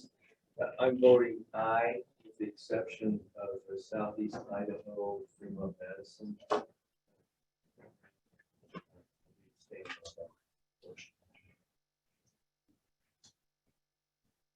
Okay, motion carries. Okay. Okay, you're on to the aging infrastructure loans. Mr. Patton, I was just going to mention briefly that the regional water sustainability criteria is out for public comment. That public comment period will end on October 11th. I think staff has discussed with some board members potentially having a finance committee to look at that criteria and then a special meeting to perhaps adopt that criteria. At that time, it may be opportune for the board to perhaps open the second round in discussions with some board members. I've heard that there's an interest in having the ability to award aging infrastructure grants, perhaps in January. So we may want to I just wanted to get those dates on your calendar. Thank you. Okay. Loan applications. Mr. Chairman, I'm gonna be really quick for you today. I'm not gonna go through these individually, but I will stand for any questions. We did review all of these yesterday. We have 6 loans, new loans in total, 1 loan modification or loan increase. Is there any questions on any of these loans before we move on to the resolutions for these? Any questions for Kayla? Okay. Okay. All right. All right. Just to be clear, for the record on what you are approving, you are going to be approving through these resolutions a loan to Falls Irrigation District in the amount of $8,894,500.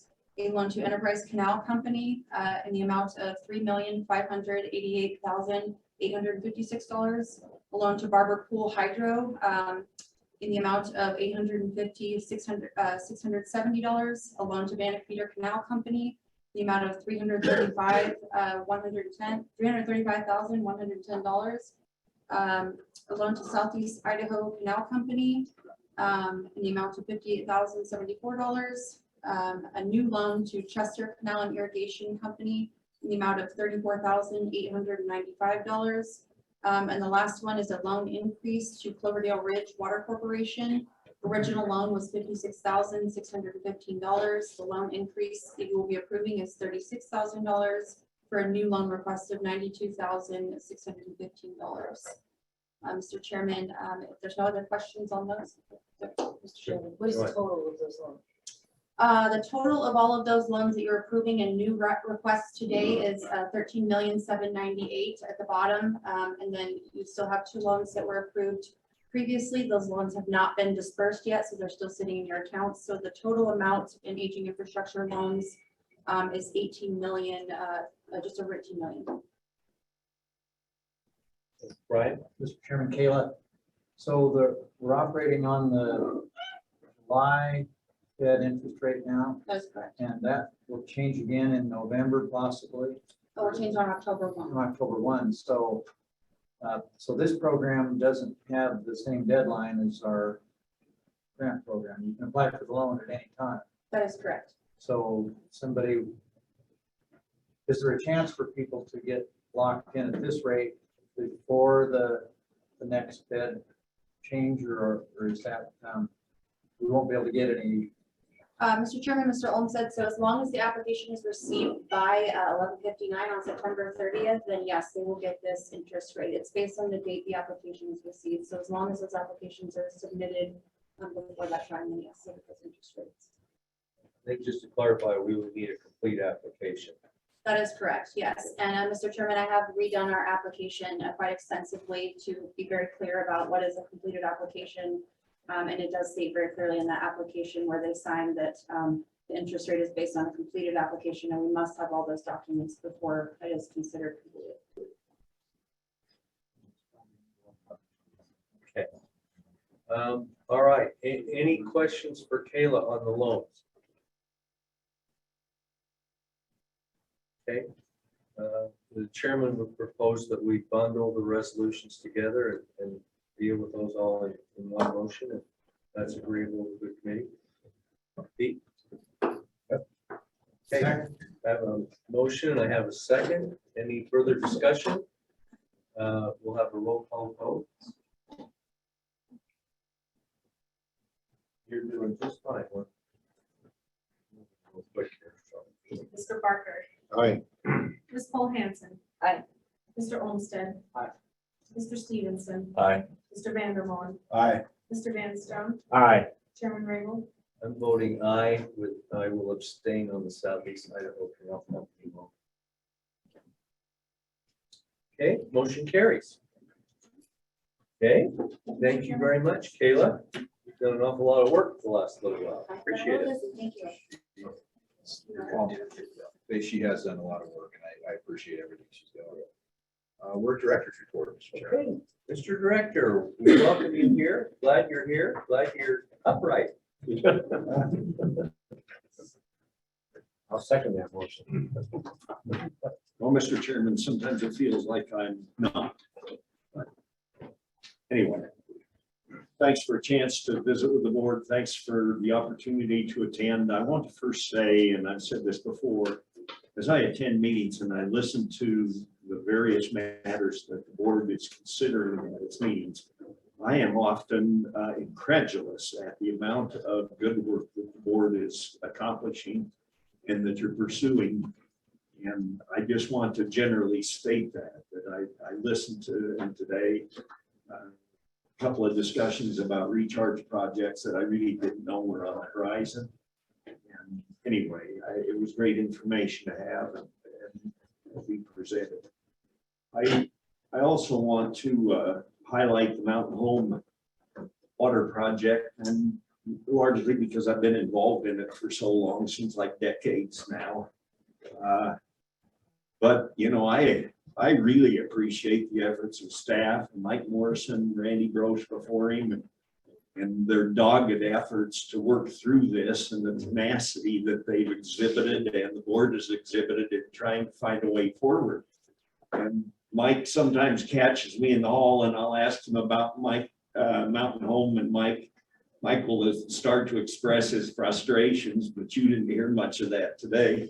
But anyway, I want to compliment him for his progress in moving this project, very important project, forward, and the board's support for it. I want to talk about a couple of other matters today. One of them is I want to add a little bit of context to the presentations regarding the resolution of the conflict between groundwater and surface water users in the Wood River Basin, and kind of just put a cap on some of you heard from a lot of the participants. I guess I want to just back up and just tell you shortly after I began this job, or sitting in the chair, somebody just suggested that I go and talk to some of the attorneys who had long been involved in water matters in the state. And so I kind of either formally or informally made the rounds to several of those. And you find it interesting as you drive Highway 84, there's a vineyard along Highway 84 there outside of Glens Ferry in the Hammond area. And you know, there's a wine shop sign on the side of the potato cellar. And for those of you, you probably know, but that's owned by Bill Ringert, who was a longtime attorney and water attorney in Boise. And I called him and tried to figure out a place to eat breakfast with him. And he finally said, "Oh, why don't you come up here and Bing will just fix breakfast for us." And so I had a good conversation with him and several others all the way from Raybould to, you know, I think I tried to schedule with Roger Ling, but sometimes I think Roger was prickly enough that, anyway, for those of you that would sort of grin, but I sat down with John Rochelle, ate lunch with him one day, and then I said, "John, what advice would you give to me?" And he said, "I want you to remember one thing." He said, and I've carried this through for a long time. He said, "The water users in this state will spend hundreds of thousands of dollars and millions of dollars on attorneys and consultants and fight and you know, bear out the controversy, but in the end, they'll look after themselves and try to make everybody whole." And I think I think this resolution in the Big Wood or in the Wood River Basin demonstrates that continuing cooperative spirit amongst water users. And I could go through, you know, the folks, Pat McMahon is here. He was one of them, but there were a number of other people that you heard from yesterday, Christy Molyneux, and some who weren't here, Sharon Lee and others. I just have the greatest respect for them, Carl Pendleton and the Brossies, and on both sides of that, to ultimately come together and find some resolution to avoid the draconian impacts of the department curtailing water rights. And I think it's been real successful. And we listened to Nick Purdy yesterday, and you know, Nick is kind of a longtime friend, and you know, I just think he has a real desire to protect the resource as well as have a successful farming operation. And I just think that attitude is admirable. So I want to call it out just generally for the board, because you heard from a lot of those people who dedicated a lot of time, a lot of energy, and a lot of commitment to trying to solve the problem. And hopefully it works out. Now I want to talk just a little bit about what's been happening on the Eastern Snake Plain and the aquifer. Mr. Chairman, I don't sense that you've talked about this issue in this board meeting, unless you talked about it in the executive session, but I assume you did not. So I think it would be important for the board members to at least have an update. Some of the board members have been intimately involved in this, but let me just back up. For many of you, you know that there was an agreement that was struck and executed in 2015 between the Surface Water Coalition and the groundwater users, and really IGWA, the Idaho Groundwater Appropriators, was the main signatory. Well, not really. Each of the individual groundwater districts signed, but IGWA was taking on that responsibility of coordinating the efforts. And anyway, that agreement called for certain actions, and I don't know that I need to get involved in the details of those. But in April or May, there was a meeting of a steering committee that was formed as a result of that agreement, and there was an allegation in front of me that the groundwater users' contribution had been deficient, and that in 2021, and that there was a breach of the agreement. And I came back and said, I don't have the information in front of me. I don't have the necessary pleadings for me to make some decision. And in the agreement adopted as a mitigation plan under the conjunctive management rules, and that's what's really required. One of the provisions in that agreement and the mitigation plan was if there was an alleged breach of the agreement, if both parties agreed, then there was a certain solution. If one of the parties thought there was a breach and the other, then it was supposed to come to the director for a determination of whether there was a breach. And if the director determined there was a breach, then the language was clumsy. It was ambiguous to some degree, and it contemplated that there'd be some solution that I would order that would cure the breach, or they'd be subject to curtailment. And so after I got a petition from the Surface Water Coalition that there'd been a breach, then I held a status conference. And I asked the parties, well, if I determined, and I told them I was inclined to determine that there was a breach, because I wanted them to know what my predisposition was so that they could prepare. But I said, if there is a breach and I determine that there is one, what alternatives are you proposing to cure the breach?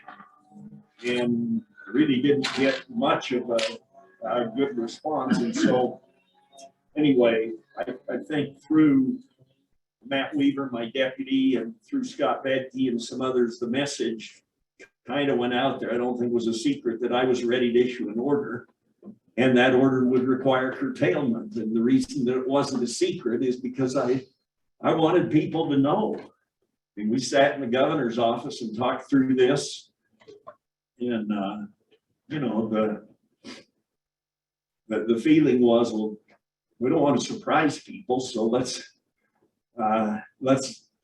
pierce this veil of secrecy and let's let the information out. And then so the folks started talking, and there was at least a projected date when I'd issued the order. And anyway, as a result of all of that, the parties came to some agreement again. The groundwater users have agreed to supply in the next 2 years an amount, I think it's 30,000 acre feet the first year in 2023 and 15,000 the next. Is that correct? Stevens, for a total of 45. In addition to the other obligations in the settlement agreement.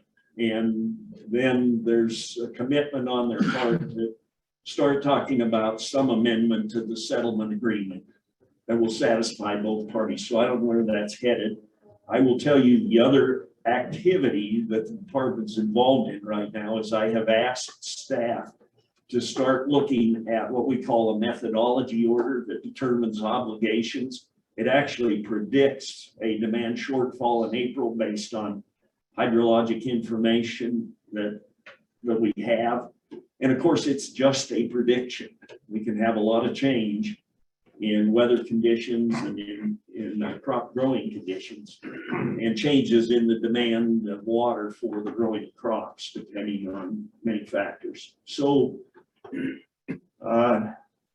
this methodology order was issued in 2016. It's been in place for essentially 7 years or so. We always viewed it as being a dynamic document.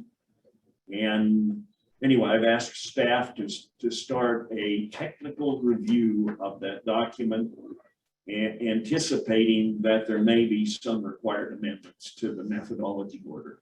And at least in my opinion, this particular review may be a central subject of concern that probably really outpaces even the negotiations, or at least will influence the negotiations between the parties for an amendment of that 2015 settlement agreement. And the real subjects, I think, of focus, and I've been open about this too, will be, and you have to dig into the methodology order, but I'll just kind of tell you what they are. Number one, we have a baseline year that we consult to try to determine some sort of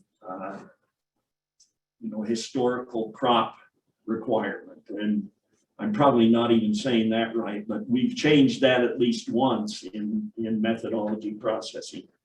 We also employ an efficiency number in determining what the demand is. And I know, at least in the rumors that I've heard, that one of the main points or areas of focus by groundwater users is surface water efficiency. The other one is the way in which we employ the model to determine a curtailment date for a demand shortfall. And I think those three areas will be areas of significant focus and controversy over the next 3 or 4 months. I've asked that review be completed by about the 1st of December. So you'll hear more about it, I'm sure. But however the consideration of those factors sort out, I think will have a large bearing on the negotiations related to the settlement agreement. But I thought you at least ought to hear what's going on in the background on the Eastern Snake Plain. Thank you, Mr. Chairman. That's all I have, and I'd stand for questions. Do we have any questions for the director? Right, comments, you have a hard job, Gary. And I commend on how you handle it. Ways you're still standing. Well, I appreciate that comment, but I consider myself to be blessed to have mingled with the water user community. And I'll come back to John Rochelt's comment. When it comes right down to it, there's not a better bunch of people who I think still carry an ethic in agriculture that I think is not out there in the general business world. And, John's comment to me continues to ring true as I watch what happens with water users. And I hope that optimism can continue as we try to address the issues that are in front of us. Thanks. Okay, thank you. Somewhat like Winston Churchill's comment, you can always trust the Americans to do the right thing after they've tried everything else. Thank you. Okay, all right, thank you. We are down to non-action items. Board members, any other items you wish to bring up at this time? Pete, you good? I'm good. Dean? Dale? I'm good. Al? Joanne? Brian? Okay. Do you have any information you want to share with us about the next meeting before we adjourn? Oh, next meeting is scheduled for November something in Boise. We will make sure that you are notified and we'll get that information out to you packet. it the 17th and 18th possibly? I believe so. Before Thanksgiving? Yes. Yes. Okay, That's right. okay, all right. With Mr. that, Chairman, I want to say one thing. I want to thank staff for the job they do here for us, especially on the road. It's amazing what they can do. We come here, we're all ready to get the board meeting going and everything falls in place. yeah, They're amazing. and a special thanks to me for filling in for Jennifer. We appreciate the loan from the director. Great job. Okay. Is there a motion to adjourn? I so move. Second? In favor, say aye. Aye. Meeting adjourned. Thank you, one and all. You can take those home.